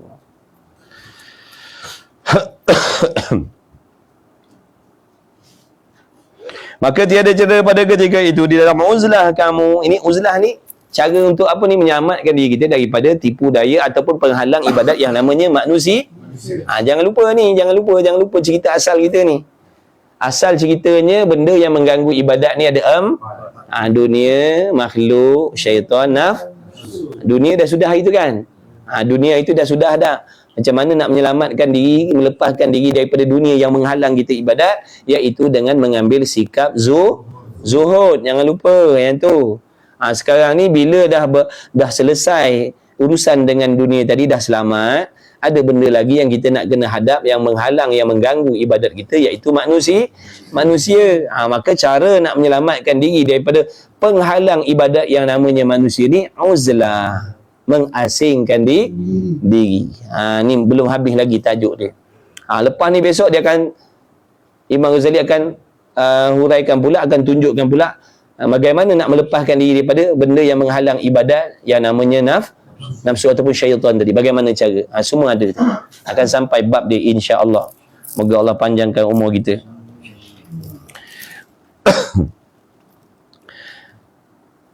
Maka tiada cedera pada ketika itu dalam uzlah kamu dan asing kamu daripada manusia, dan jika tiada nescaya kembalilah atasmu dan atas saudaramu mudarat dan kebinasaan. Kalau tak jaga, tak tilik betul-betul dalam bab ziarah tadi, dua-dua binasa. Dua-dua binasa. Kita yang menziarah pun binasa, yang kena ziarah pun binasa. Yang menziarah pun dapat dosa, yang kena ziarah pun dapat dosa juga. Maka jika engkau kata, maka apa yang membangkit akan daku kepada uzlah? Makna apa pemangkin? Bila dah ceritakan kelebihan uzlah, dah faham dah faedah uzlah tu, untuk apa uzlah, apa pentingnya uzlah, dah tahu dah faham dah bagaimana cara uzlah tadi tu, kenapa nak kena uzlah, timbul soalan. Soalan dia apa? Maka apa yang membangkitkan akan daku kepada uzlah daripada manusia dan mengasingkan diri, dan yang memudahkan atasku atas yang demikian itu. Soalannya sekarang, bagaimana, apa benda yang boleh menjadi pemangkin, memberi semangat, memberi galakkan, yang boleh menggairahkan nafsu kita untuk mengasingkan diri. Apa benda yang kita nak kena cari, nak dapatkan pemangkin tu? Sebab kalau kita tak ada semangat nak uzlah, kita akan terus bercampur dengan manusia, betul? Mesti ada sesuatu yang menjadi pemangkin. Pemangkin. Macam mana kita nak dapatkan supaya ada rasa nak uzlah? Ada timbul rasa nak beruzlah. Sebab kita dah tahu dah uzlah ni penting. Kalau tak, memang kita takkan boleh buat ibadat sebab diganggu oleh manusia. Jadi tak dapat tidak, kalau kita betul nak cari bekalan akhirat, mau tak mau kena uzlah. Sebab dia dah, Imam Ghazali kata, penghalang ibadat dah. Selagi kita tak uzlah, maknanya kita takkan lepas daripada penghalang ibadat, iaitu manusia. Dah, sampai bila kita tak boleh nak beribadat? Bila lagi? Kalau kita tak selamatkan diri daripada yang namanya manusia ni, jawabnya memang kita tak boleh beribadat lah sampai bila-bila. Tak boleh nak buat apa yang Allah suruh, tak boleh nak tinggalkan apa yang Allah larang, kerana yang mengganggu, menghalang, mengacau kita adalah manusia. Jadi mau tak mau, kenalah beruzlah, wajib uzlah. Mau tak mau kena uzlah juga ke mana-mana. Kalau tak, memang kita tak boleh nak beribadat. Tak boleh nak beribadat. Sebab tadi fitnah, tadi tu kudu-kudu syaitan, perompak-perompak, lanun-lanun tadi tu, yang merosakkan amal, yang mencuri pahala amal, yang membinasakan amal. Contoh, bayanglah. Contoh, kita suka duduk lepak kedai kopi, contoh, sebagai contoh lah. Kita buat amal, duduk kedai kopi contohnya, duduk sekali dengan orang yang suka cerita hal orang. Kita tak cerita hal orang, tapi telinga kita dengar. Bersekutu tak? Nampak tak? Bila bersekutu, 2 kali 5 lah kita. Sebab tu dia kata uzlah tadi, tengok nak campur-campur yang macam mana. Benda yang memudaratkan amal jangan. Kalau kita dah tahu, kalau jumpa geng-geng ni memang dia akan cerita benda-benda, hal-hal benda haram, jangan dah. Kalau datang pun, kalau jumpa pun tegur siapa, Assalamualaikum, salam-salam, dah belah. Sebab kita tahu geng ni memang dia punya nasi ulam dia memang mengumpat batu api neraka tu cerita dia. Tak ada cerita lain dah. Kita kenal lah kawan-kawan kita, betul? Maka kita jauhkan diri, bukan dengan sebab nak menghina mereka, nak menyelamatkan diri kita, sebab kita tak kuat. Faham tak tu? Bukan kita jauhkan diri sebab kita kata dia orang jahat, bukan. Jangan. Kita tak campur dia orang bukan dengan sebab kita mandang diri kita mulia, tak. Kita jauhkan diri tadi sebab tak nak kena mudarat, sebab kita tak kuat.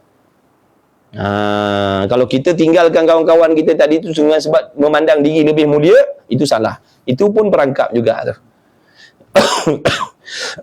Itu pun perangkap juga. Maka jika engkau kata, apa yang membangkitkan, jadi siapa yang nak uzlah dia kena tahulah. Apa rahsia yang boleh menjadikan kita ni nak uzlah ni? Maka ketahui olehmu bahawasanya yang memudahkan atasmu yang demikian itu uzlah tadi 3 perkara. Ada 3 perkara.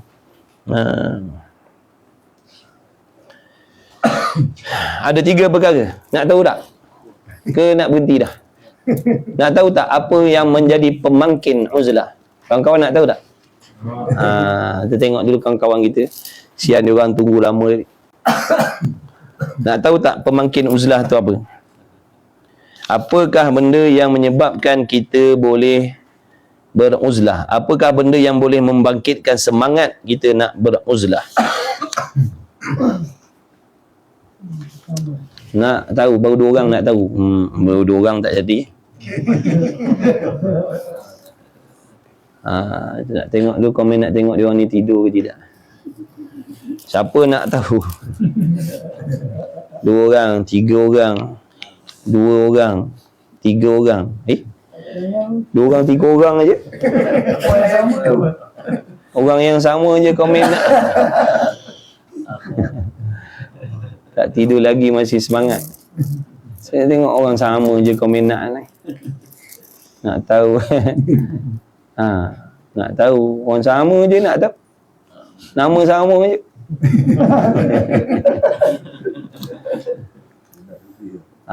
Sekejap kita bagi tengok 15 saat daripada sekarang nak tengok siapa lagi nak tahu. Ambil lagi tidur ustaz. Mana ada. No, ni dah 2 kali komen nak tak nak orang sama.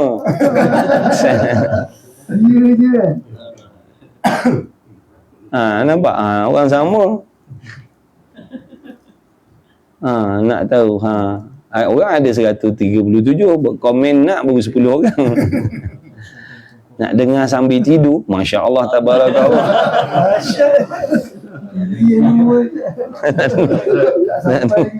Nak dengar sambil tidur. Nak tahu tapi ngantuk. Tapi saya rasa macam nak berhenti dah. Jadi kita cukuplah setakat tu tak? Cukuplah setakat tu. Boleh? Cukuplah setakat tu tak? Nak tengok semangat ke tidak ngaji, nak tengok dia orang tidur ke dah. Kita tanya je.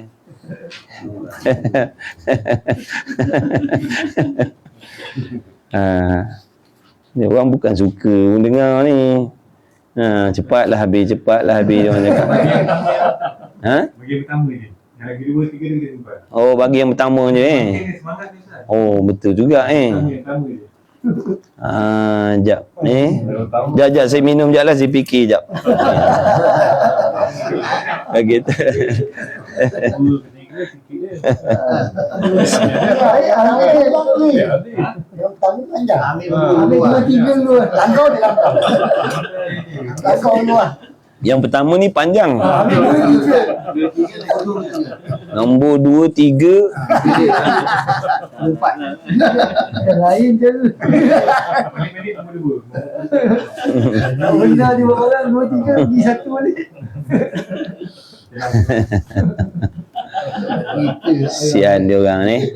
Oleh kerana dia orang ni tadi semangat tunggu kelas daripada pukul 9 sampai pukul 10. Jadi kita kena denda lah. Kita yang kena denda lah. Sebab tadi cakap dengan dia orang kelas pukul 9, 9.30. Salah pukul 10. Jadi kita kena denda lah. Kita denda diri kita lah. Kita baca lah insya-Allah. Pertama.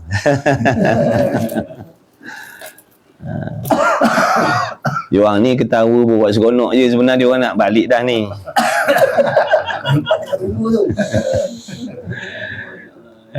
Masya Allah. Nak tahu besok takut hidup ke tidak. Oh, tak. Ni payah ni. Ini payah cakap dengan orang ngaji tasawuf ni, payah ni. Kita punya diserba salah tak nak baca. Kalau mati kita tengah tanggungjawab. Asal tak bagi tahu aku dah mati dulu sebelum aku tahu. Okey, baik, insya-Allah. Yang pertama, benda yang nak membangkitkan diri kita supaya uzlah. Tapi yang pertama-tama sekali faham dah, uzlah ni maknanya mengasingkan diri daripada manusia. Walaupun kita duduk bercampur gaul dengan manusia, maknanya kita asingkan diri kita pada waktu-waktu yang tertentu untuk menumpukan diri kepada ibadat, nak memperbaiki diri. Bukan dengan sebab memandang diri kita lebih baik, lebih mulia daripada manusia lain. Jaga-jaga tu, hati-hati. Sebab kalau kita beruzlah tanpa ilmu, takut jadi macam tu. Kita tak campur orang sebab kita pandang orang lain semua banyak dosa. Kita mentang-mentang dah hijrah, makna kita dah mulia. Jangan, na'udzubillah. Sebab tu jangan hijrah tanpa ilmu. Jangan berhijrah tanpa ilmu. Nanti kita duduk dalam perangkap syaitan tak perasan. Memang dah orang nampak kita baik dah. Dulu tak semayang, sekarang dah semayang. Dulu tak berjubah, sekarang dah berjubah. Dulu dedah aurat, sekarang dah pakai longgar-longgar. Dulu dedah aurat, sekarang dah bertudung labuh, dah berniqab, dah berpurdah.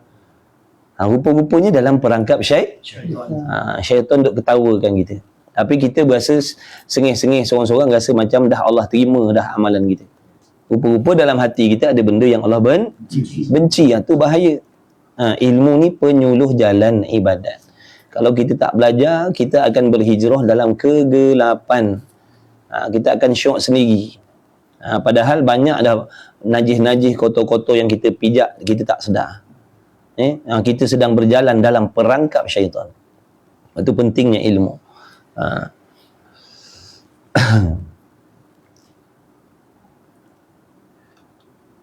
Jadi campur manusia dalam hal yang baik-baik, yang bermanfaat.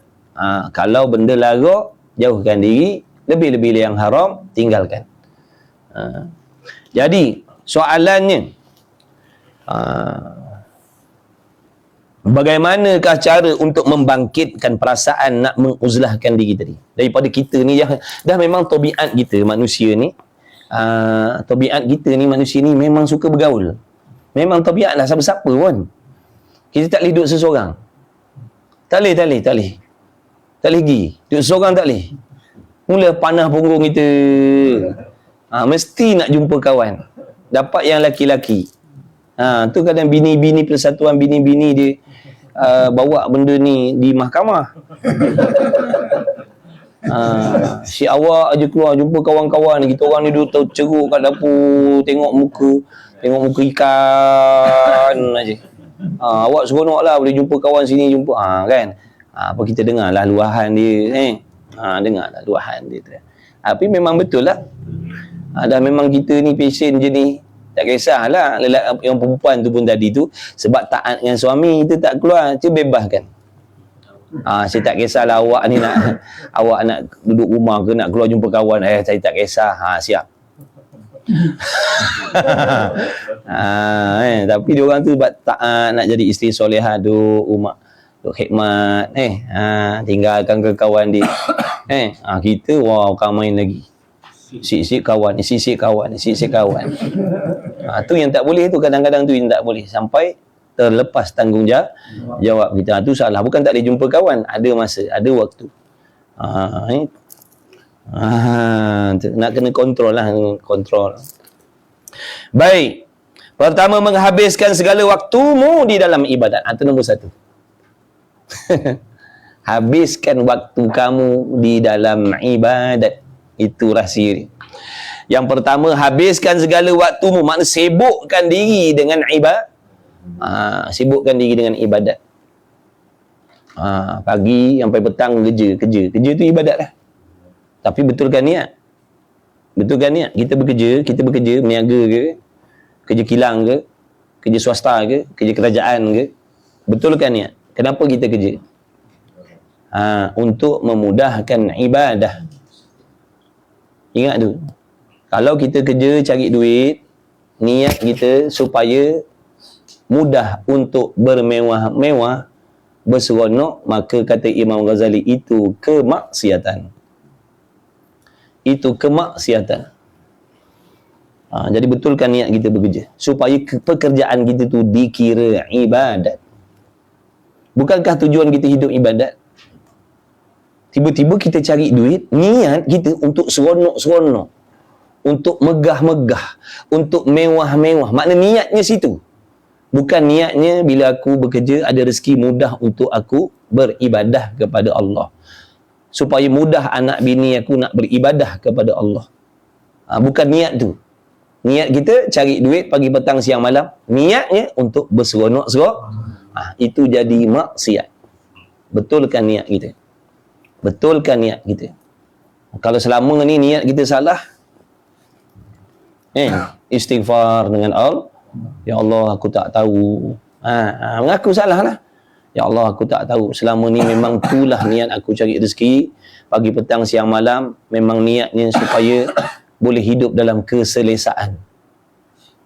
Adakah hidup dalam keselesaan itu ibadah? Dah, itu habuan nafsu. Betul tak? Nampak tak? Jadi niat kita bekerja, tak kisahlah gajinya mahal ke, gajinya murah ke. Niat tu tadi tu. Kenapa yang kau berusaha cari rezeki tadi tu? Apa niat? Nak berseronok-seronok atas dunia ke, ataupun nak beribadat? Maka betulkan niat, aku bekerja kerana nak ibadat, supaya mudah urusan ibadat aku dan anak bini aku. Tu. Kalau tak nanti rugi kita. Bekerja berapa jam? 8 jam lah kita ambil. Rugi nampak 8 jam tu. Dengan sebab salah niat kita, 8 jam tadi tidak dikira ibadat.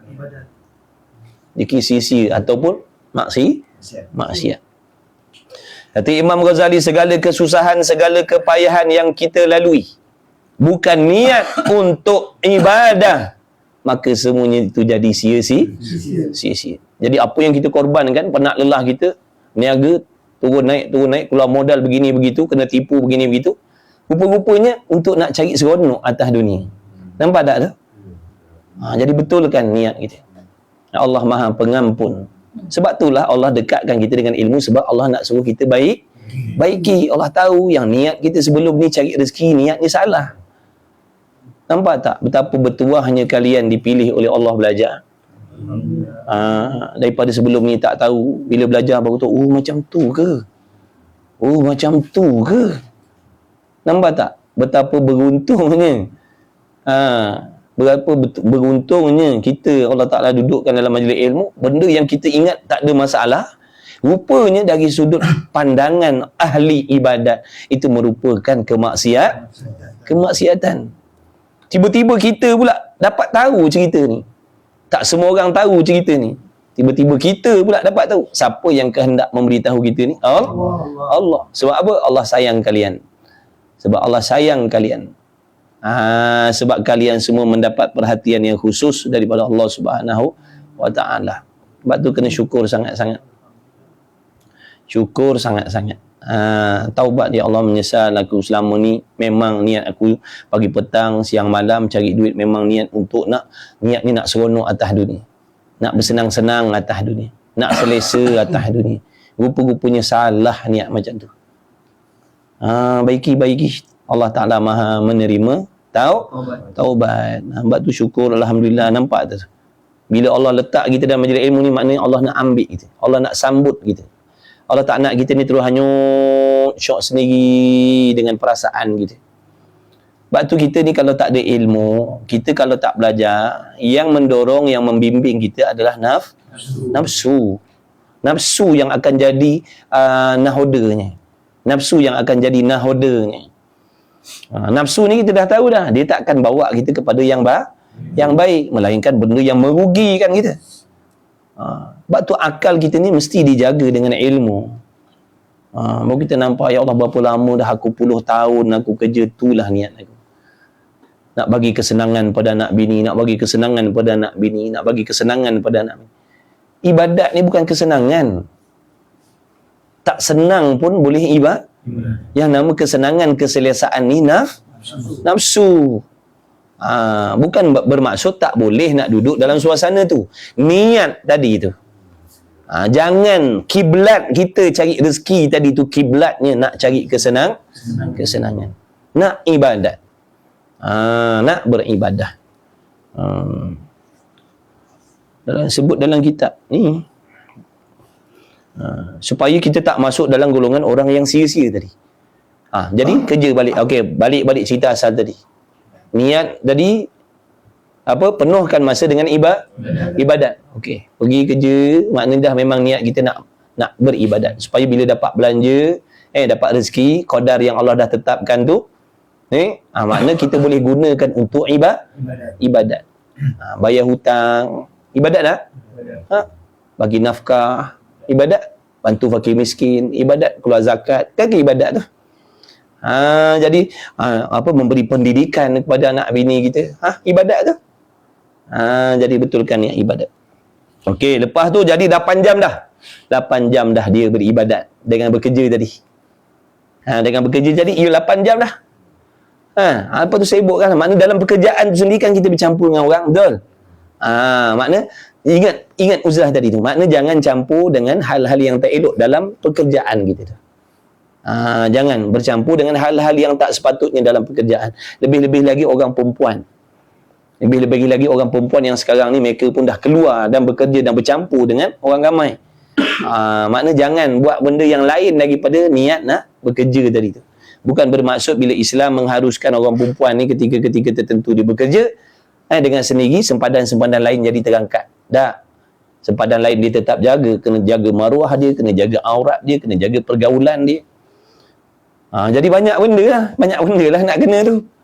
Sebab tu bila kita belajar baru tahu sempadan. Okey, sibukkan dirimu dengan ibadat. Lepas dalam ibadat tadi, bekerja tadi, makna malam kita dah ada niat dah. Malam ni aku ada kuliah dah. Jadi susun dengan ibadat. Ataupun balik kerja ni aku nak pergi ziarah mak aku jap. Nak pergi ziarah. Tu ibadat. Lepas kan balik ziarah, nak pergi majlis ilmu pula. Lepas tu kan duduk masa dengan keluarga pula. Jadi lepas tu nak berehat pula, sebab nanti contohnya malam ke ataupun nanti nak bangun sembahyang contohnya. Kan dah sibuk dengan ibadat tu. Jadi dengan sendiri tak ada masa dah kita nak bercampur dengan manusia. Nampak tak? Sebab kita dah ada jadual. Lepas maghrib aku memang kena pergi surau sebab aku ada pengajian fardu ain. Jadi ada tak masa nak lepak kat kedai kopi dengan kawan-kawan lepas maghrib? Tak ada tak, sebab kita dah ada jadual. Sebab tu kena buat jadual, saya cakap. Sebab tu saya kata kita kena ada jadual. Kita yang kena buat jadual. Kita yang kena melapangkan masa kita untuk menuntut ilmu. Jangan nanti masa lapang baru kita nak menuntut ilmu. Memang takkan ada. Kita yang nak kena melapangkan masa kita. Paling tidak itulah di antara maghrib dengan isyak tu. Paling tidak lah tu. Tak dapat mengaji secara bertalaki masjid surau, ngaji secara online pun tak ada masalah. Duduk kat rumah, kalau dengan anak bini kita, sekarang ni ada teknologi ni, boleh buka benda-benda di kat TV tu, pakat-pakat dengar mengaji yang sama. Boleh, bukan tak boleh, boleh. Manfaatkan teknologi tu, boleh je. Nampak tak? Boleh. Jadi, ada tak masa nak campur dengan orang? Tak ada masa. Tak ada masa nak campur dengan orang. Minta maaf lah, aku ada kelas. Nanti lepas Zuhur boleh tak jumpa? Minta maaf, lepas Zuhur ada kelas. Contohlah. Jadi ada tak masa dengan sendiri? Kita dah terjaga dah. Tapi kalau jenis tak ada buat jadual ni, tu yang kita banyak masa nak campur dengan manusia. Banyak masa nak campur dengan manusia. Kat tempat kerja manusia, petang main bola dengan manusia, lepas maghrib kan balik rumah sekejap kan keluar campur manusia lagi. Lepas kan balik rumah, dalam handphone pula campur dengan manusia dalam alam gaib pula. Campur manusia di alam gaib pula. Begitu. Mana kena sibukkan diri. Saya memang sentiasa jaga ikhtilat. Tak apa, alhamdulillah. InsyaAllah. Tak boleh perbaiki lagi.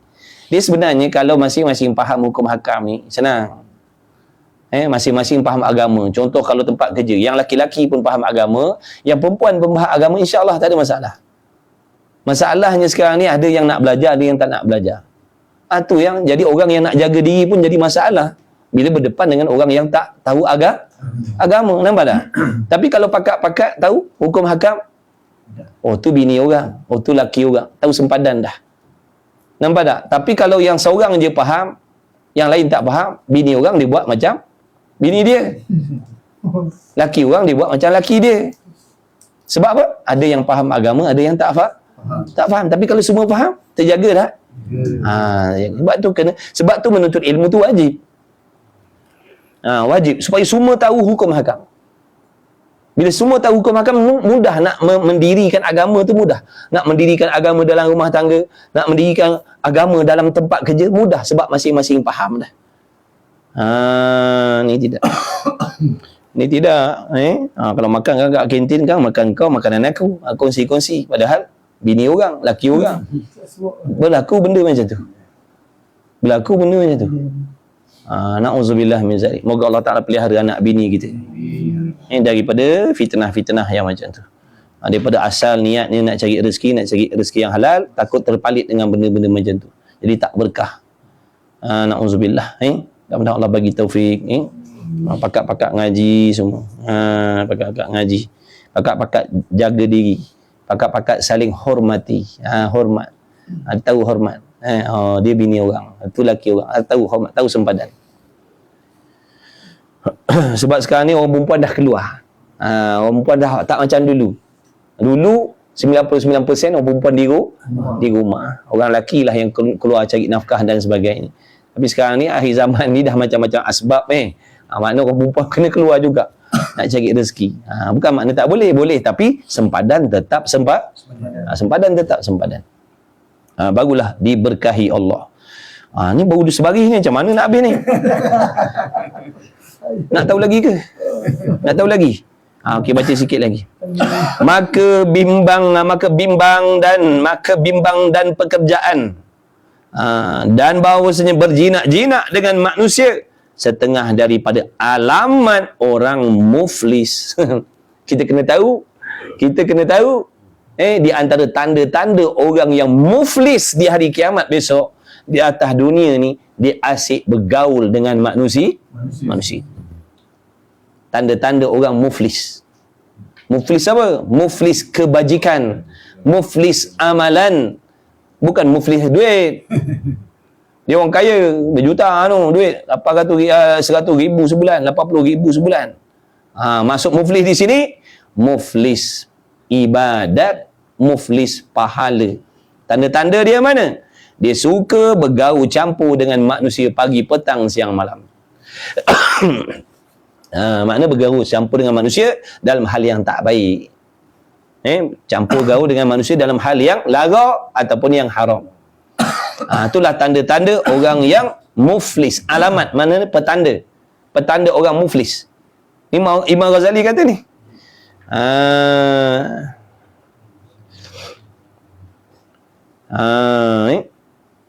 Jadi sebab tu kalau nak campur kan, campur yang kebajikan. Kalau campur dengan lagu-lagu tadi, daripada pagi sampai ke malam, dah lah niat bekerjanya salah. Kan petang kan campur lagi dengan manusia. Dengan urusan-urusan yang tak tahu apa benda lah. Bahkan malam keluar lagi, lepak-lepak lagi. Ataupun duduk di rumah main handphone pula, duduk dalam tak tahulah benda-benda yang lagu-lagu. Nampak tak tu? Mana campur dengan manusia dalam hal-hal yang tidak mendatangkan kebaikan, kebajikan. Itulah alamat petanda-petanda orang yang muflis nanti di hari kiamat. Wal'iyadzabillah min zalik. Minta Allah jauhkan kita semua. Amin ya Rabb. Yakni tiada ibadatnya. Tak ada ibadat Nak beribadat bila kita dengan orang Nak mengaji bila kita duduk dengan kawan tempat kerja kawan, petang main bola dengan kawan, malam pula main badminton dengan kawan, lepas tu lepak kedai kopi dengan kawan.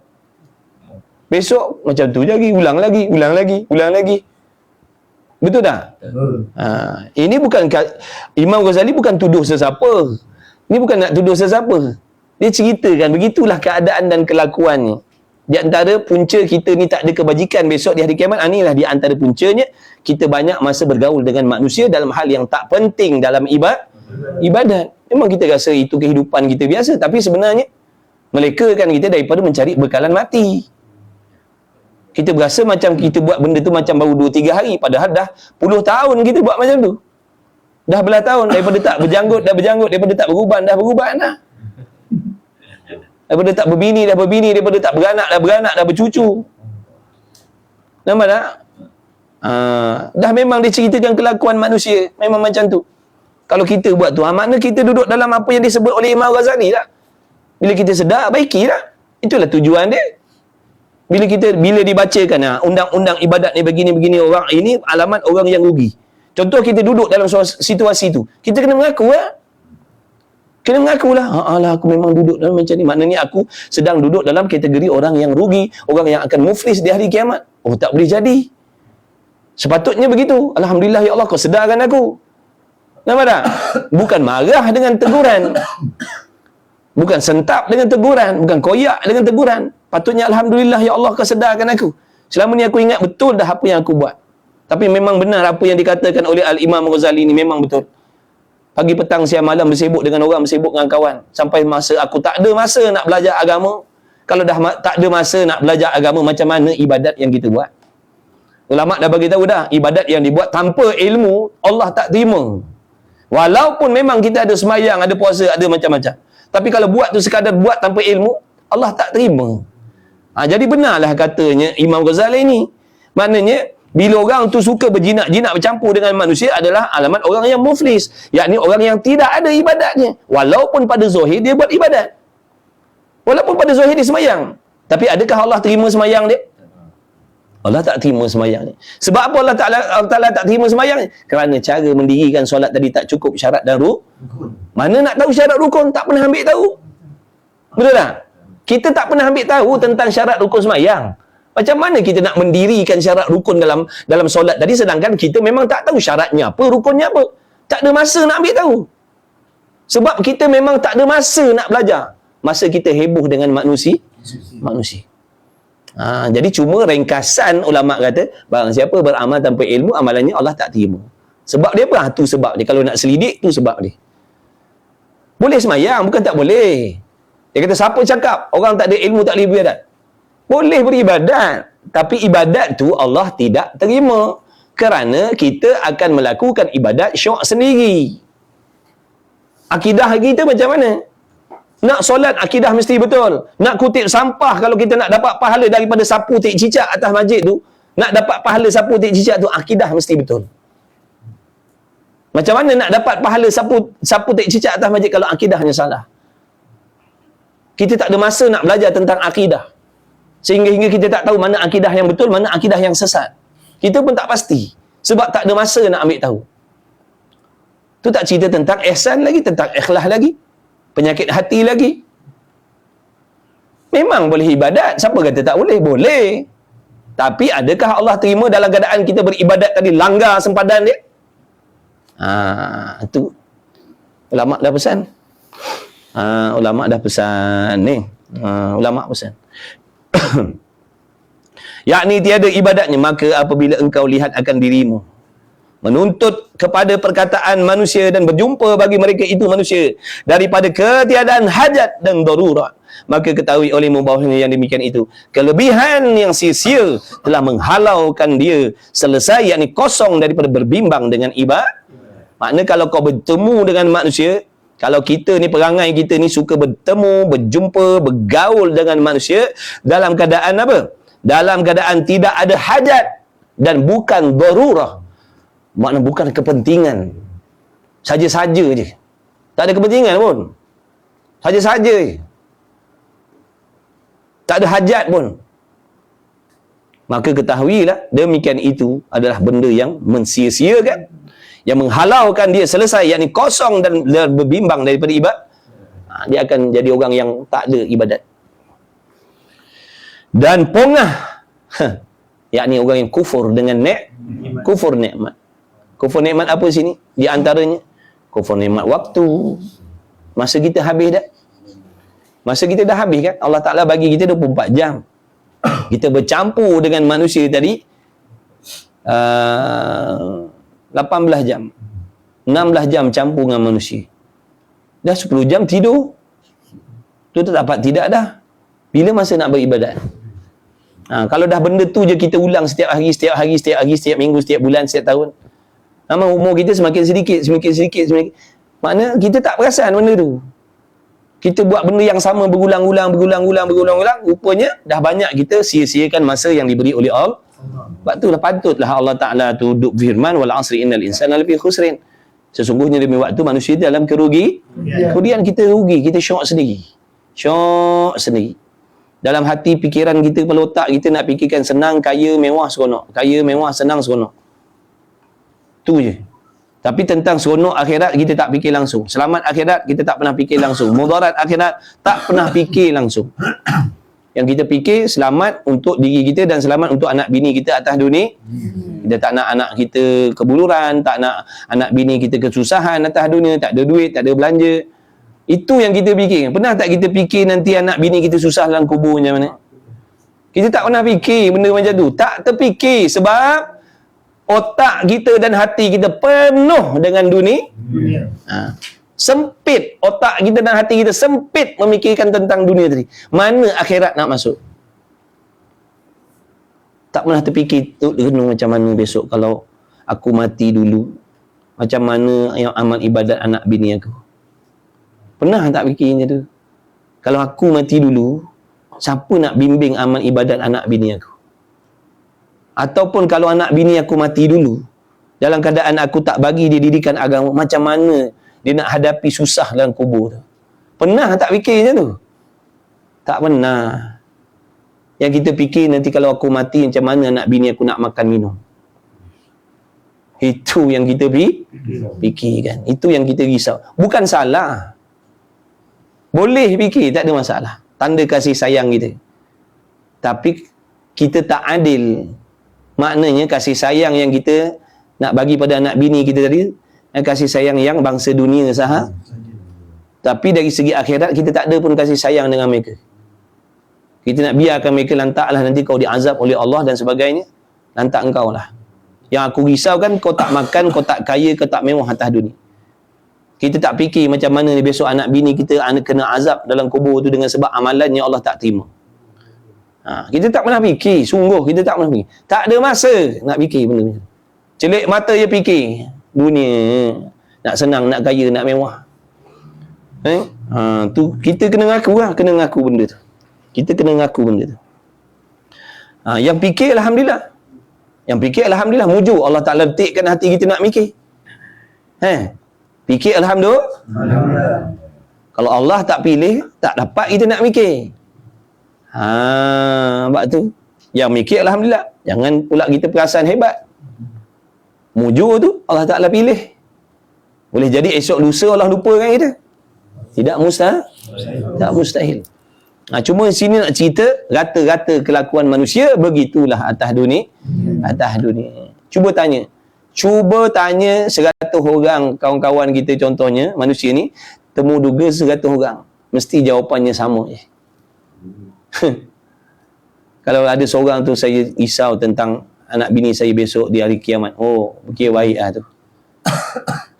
Dan 100 orang tadi kalau ditemu ramah, apa yang kau risaukan tentang anak bini? Payahlah nak dapat jawapan yang tu. Ada tapi payahlah nak dapat. Kebanyakannya begitu. Kita pun macam tu. Kita pun macam tu. Yang mengaji ni. Mengaji ni. Tapi risau besok macam mana kalau aku mati anak bini aku nak pakai apa kereta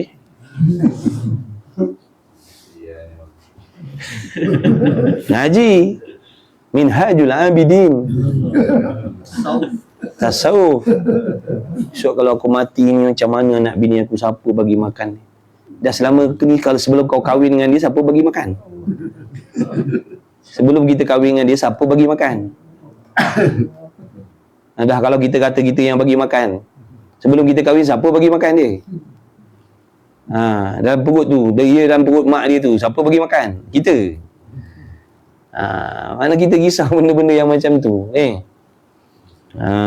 Jadi mudah-mudahan ni sedikit sebanyak menyedarkan kita. Terfikir macam mana ni, apa usaha aku nak kena buat ni, tak boleh tidak ni. Dari segi persiapan dunia ada dah, Alhamdulillah lah, walaupun tak hebat. Ni persiapan akhirat ni macam mana ni, aku nak lindungi anak bini aku daripada kecelakaan, kebinasaan, kecederaan, kesakitan, azab akhirat ni. Apa usaha aku yang aku dah buat ni? Nak lindung daripada panas dunia dah ada dah, rumah dah ada aircon, dah ada kipas, teduh dah. Nak menyelamatkan anak bini kita daripada api neraka tu, apa usaha yang kita dah buat? Apa usaha yang kita dah buat? Khususnya kita orang lelaki-lelaki, kita ketua keluarga, Kita yang akan dipersalahkan besok nombor 1. Jadi apa tindakan kita? Sikit lagi. Pakat-pakat sedar. Pakat-pakat fikir diri kita masing-masing. Saya fikir diri saya. Kawan-kawan fikir diri kawan-kawan. Kalau yang dah betul, alhamdulillah. Kita yang tak betul ni. Kita yang tak betul ni. Kita yang tak ambil fikir ni.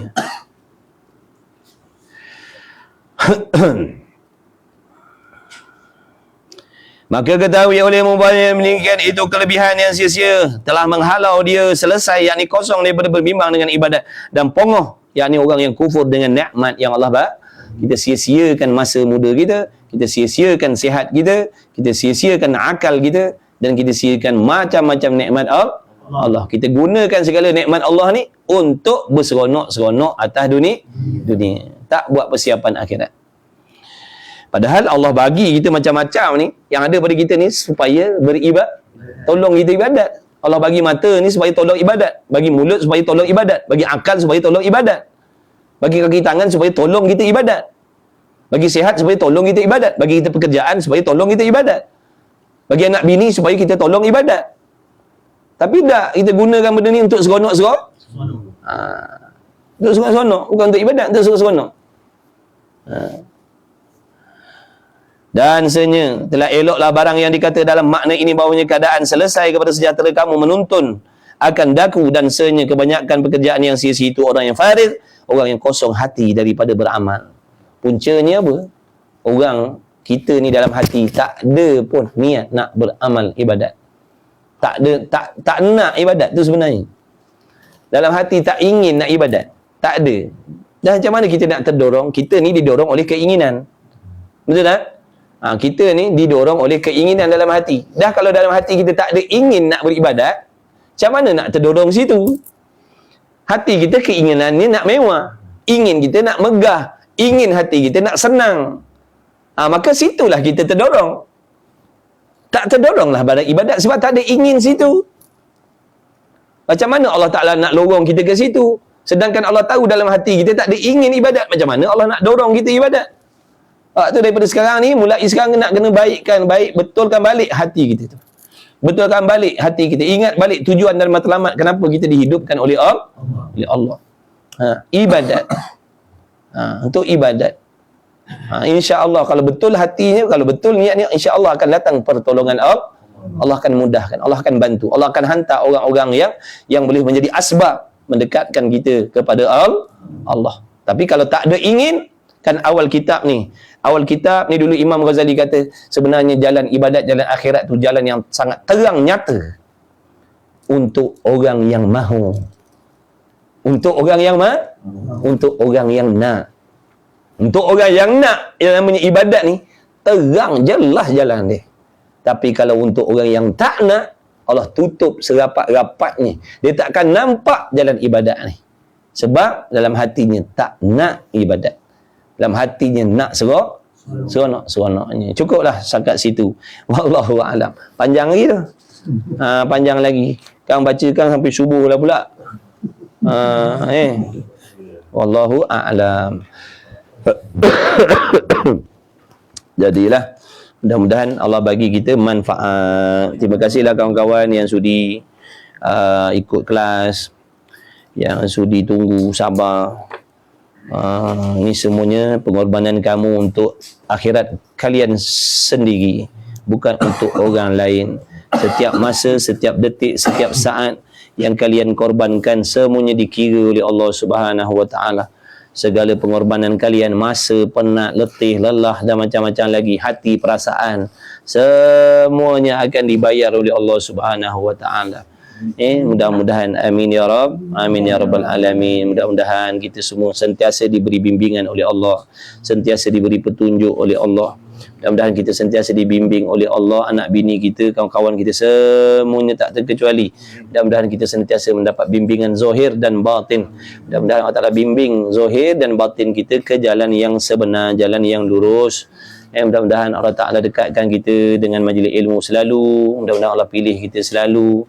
Mudah-mudahan Allah panjangkan umur kita dengan diberi umur yang berkah, rezeki yang berkah, nikmat yang berkah, ahli keluarga yang berkah, kawan-kawan yang berkah. Mudah-mudahan Allah Ta'ala ampunkan segala dosa-dosa kita, kedua ibu bapa kita, kedua ibu bapa mertua kita, dan keturunan kita hingga ke atas sana, datuk nenek moyang kita. Mudah-mudahan diampunkan dosa. Andai kata adalah sekelumit ganjaran pahala daripada majlis ilmu kita pada saat ini, mudah-mudahan Allah sampaikan kepada ibu bapa kita. Mudah-mudahan Allah sampaikan kepada ibu bapa kita, kerana mereka lah asbab kita dapat mengenal Allah, dapat menjadi orang Islam, dapat sujud kepada Allah, dapat beribadat. Semuanya asbab kedua ibu bapa kita. Tanpa mereka kita takkan wujud. Tanpa mereka asbabnya kita takkan kenal Tuhan. Tanpa asbab mereka kita tak dapat nikmat iman, nikmat Islam, nikmat ilmu dan sebagainya. Maka mereka lah asbabnya. Sebab tu kita kena hormat mereka. Kok mana-mana pun kena hormat. Apa pun, siapa pun, itulah ibu bapa yang menjadi sebab kita ni dapat menikmati nikmat iman dan Islam. Jangan pandang kelemahan mereka. Jangan pandang kelemahan mereka, tapi pandanglah kelebihan mereka. Asbab mereka kita jadi umatnya Nabi Muhammad sallallahu alaihi wasallam. Dengan sebab itu kena hormati ibu bapa kita, sentiasa mendoakan mereka. Mudah-mudahan Allah Ta'ala ampunkan segala dosa-dosa mereka. Mudah-mudahan Allah Ta'ala rahmati mereka, sayangi mereka lebih daripada apa yang mereka curahkan kasih sayang kepada diri kita. Mudah-mudahan Allah selamatkan ibu bapa kita daripada azab neraka Allah. Amin ya Rabb, amin ya Rabbal Alamin. Begitulah juga mudah-mudahan dengan berkat majlis ilmu, mudah-mudahan ada di dalam hati kita niat hajat yang baik, yang tersurat, yang tersirat, yang baik. Moga-moga Allah Subhanahu Wa Taala mempermudahkannya. Seandainya apa yang kita niat dan hajatkan dalam hati itu sesuatu perkara yang memberi mudarat kepada kita di sisi agama, sisi Allah, maka Allah Ta'ala jauhkanlah. Sebab kita tak tahu, sebab kita inginkan sesuatu tu semuanya mengikut hawa nafsu kita. Bukan dengan ilmu kita, tak, dengan nafsu kita. Jadi seandainya baik untuk kita sisi Allah, maka mudah-mudahan Allah kabulkan, permudahkan. Kalau benda itu tak baik, moga Allah jauhkan. Mudah-mudahan kita semua direzekikan oleh Allah husnul khatimah. Mudah-mudahan Allah Ta'ala merezekikan kita mendapat minum air daripada talaga Kautsar Nabi Muhammad sallallahu alaihi wasallam. Mudah-mudahan kita dibangkitkan oleh Allah daripada alam barzah besok, dihimpunkan dengan orang-orang soleh, para nabi, para rasul, alim, ulama. Mudah-mudahan kita semua diberi peluang oleh Allah mendapat syafaat Nabi Muhammad sallallahu alaihi wasallam dan sekalian orang-orang yang dekat dengan Allah Subhanahu wa Ta'ala. Mudah-mudahan Allah Ta'ala selamatkan keturunan kita hingga kiamat daripada tipu daya akhir zaman, tipu daya dunia, daripada hasutan fahaman-fahaman yang menyimpang syariatnya, akidahnya. Mudah-mudahan Allah Ta'ala pelihara sekalian keturunan kita. Seandainya Allah ambil nyawa kita, Allah ambil nyawa kita lebih dulu daripada mereka, mudah-mudahan Allah Ta'ala pelihara mereka, Allah Ta'ala jaga mereka dengan sebaik-baik penjagaan daripada mereka tu tertipu, terpedaya, daripada menjadi mangsa musuh-musuh ibadat tadi. Amin ya Rabb, amin ya Rabbal Alamin. Jadi cukuplah sekadar itu. Salah silap, kekurangan, minta ampun maaf banyak-banyak. Bismillahirrahmanirrahim. Alhamdulillahirabbil alamin wassalatu wassalamu ala Rasulillah wa ala alihi. Allahumma rabbana fa'na bima 'allamtana. Rabbana 'allimna alladhi yanfa'una. Rabbana faqih ahlana wa qarabatina lana fi dinina ma'al kutul unsa wa dzakar. Wa sallallahu ala sayyidina Muhammad wa ala alihi wa sahbihi wa baraka wa sallam. Alhamdulillahirabbil alamin. Taqabbalallahu minkum.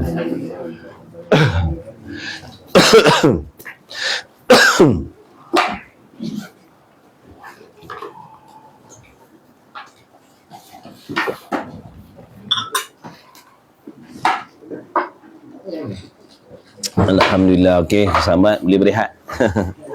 Selamat berehat. Selamat berehat. Besok hari apa Besok pagi ada kuliah. Insya-Allah lah. Besok pagi ada kelas pukul 9. Pukul 9 pagi ataupun 9 suku, 9.30 macam tu lah. Baik. Selamat rehat. Minta maaf ambil masa kalian banyak. Minta maaf ambil masa kalian banyak. Minta maaf.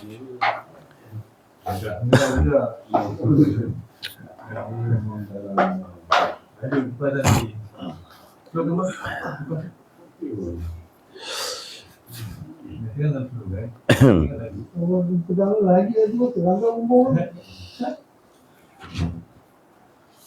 InsyaAllah.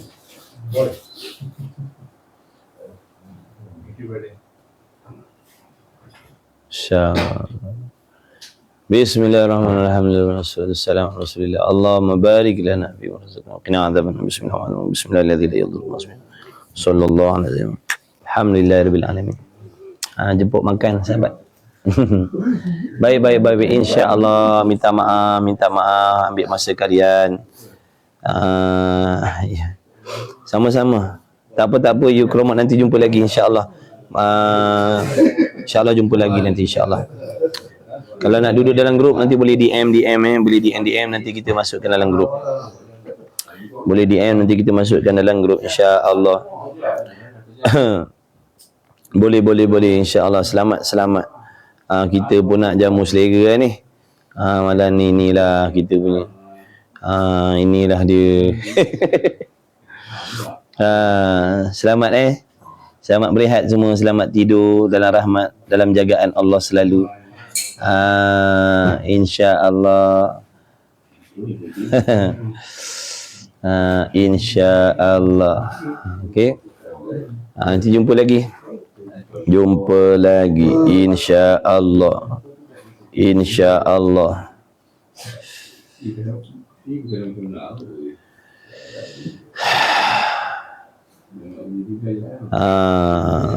Sama abewi.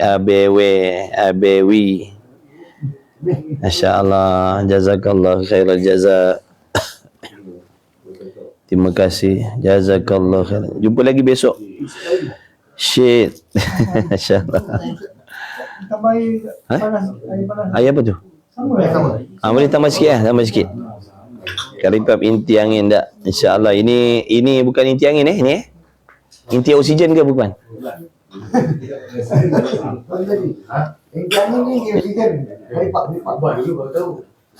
Boleh lah. Jangan letak saya semua depan saya. Kerimat. Sama-sama Abewi, semua kawan-kawan semualah doakan saya Abewi. Siapa lagi? Al-Musira Abewi, Syed Muhammad. Siapa lagi ni? Apa macam mana nak sebut ni? Macam mana nak sebut tu? Allah Sanazia Muhammad Salasiyah Anwar. Kita siapa lagi ni? Hafiz ni, Yukromo Aziawati, Zuba Zabidah, Nur Haslinda, insyaAllah semua. Susuraya. Siapa lagi? Nu'man, Bibi Sunita, Maria Rahmat, Aidah, Zubaidah, insyaAllah. Allahu Akbar. Baik. Fariza, Fauzia, masya-Allah.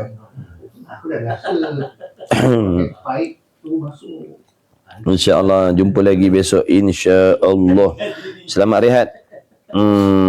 Selamat rehat semua. Okey, jumpa lagi. Bila bulan 5 insya-Allah Baby. Dengan berkat solawat, dengan berkat Nabi Muhammad sallallahu alaihi wasallam, dengan berkat majlis ilmu, mudah-mudahan Allah mempermudahkan urusan Nabawi. Amin. Kak Kamriah, terima kasih. Okeylah, selamat rehat semua dah lewat dah kat pukul 1. Besok nak hantar budak sekolah lah, nak pergi office lah, macam-macam. Baik, jumpa lagi. Assalamualaikum warahmatullahi wabarakatuh. Terima kasih.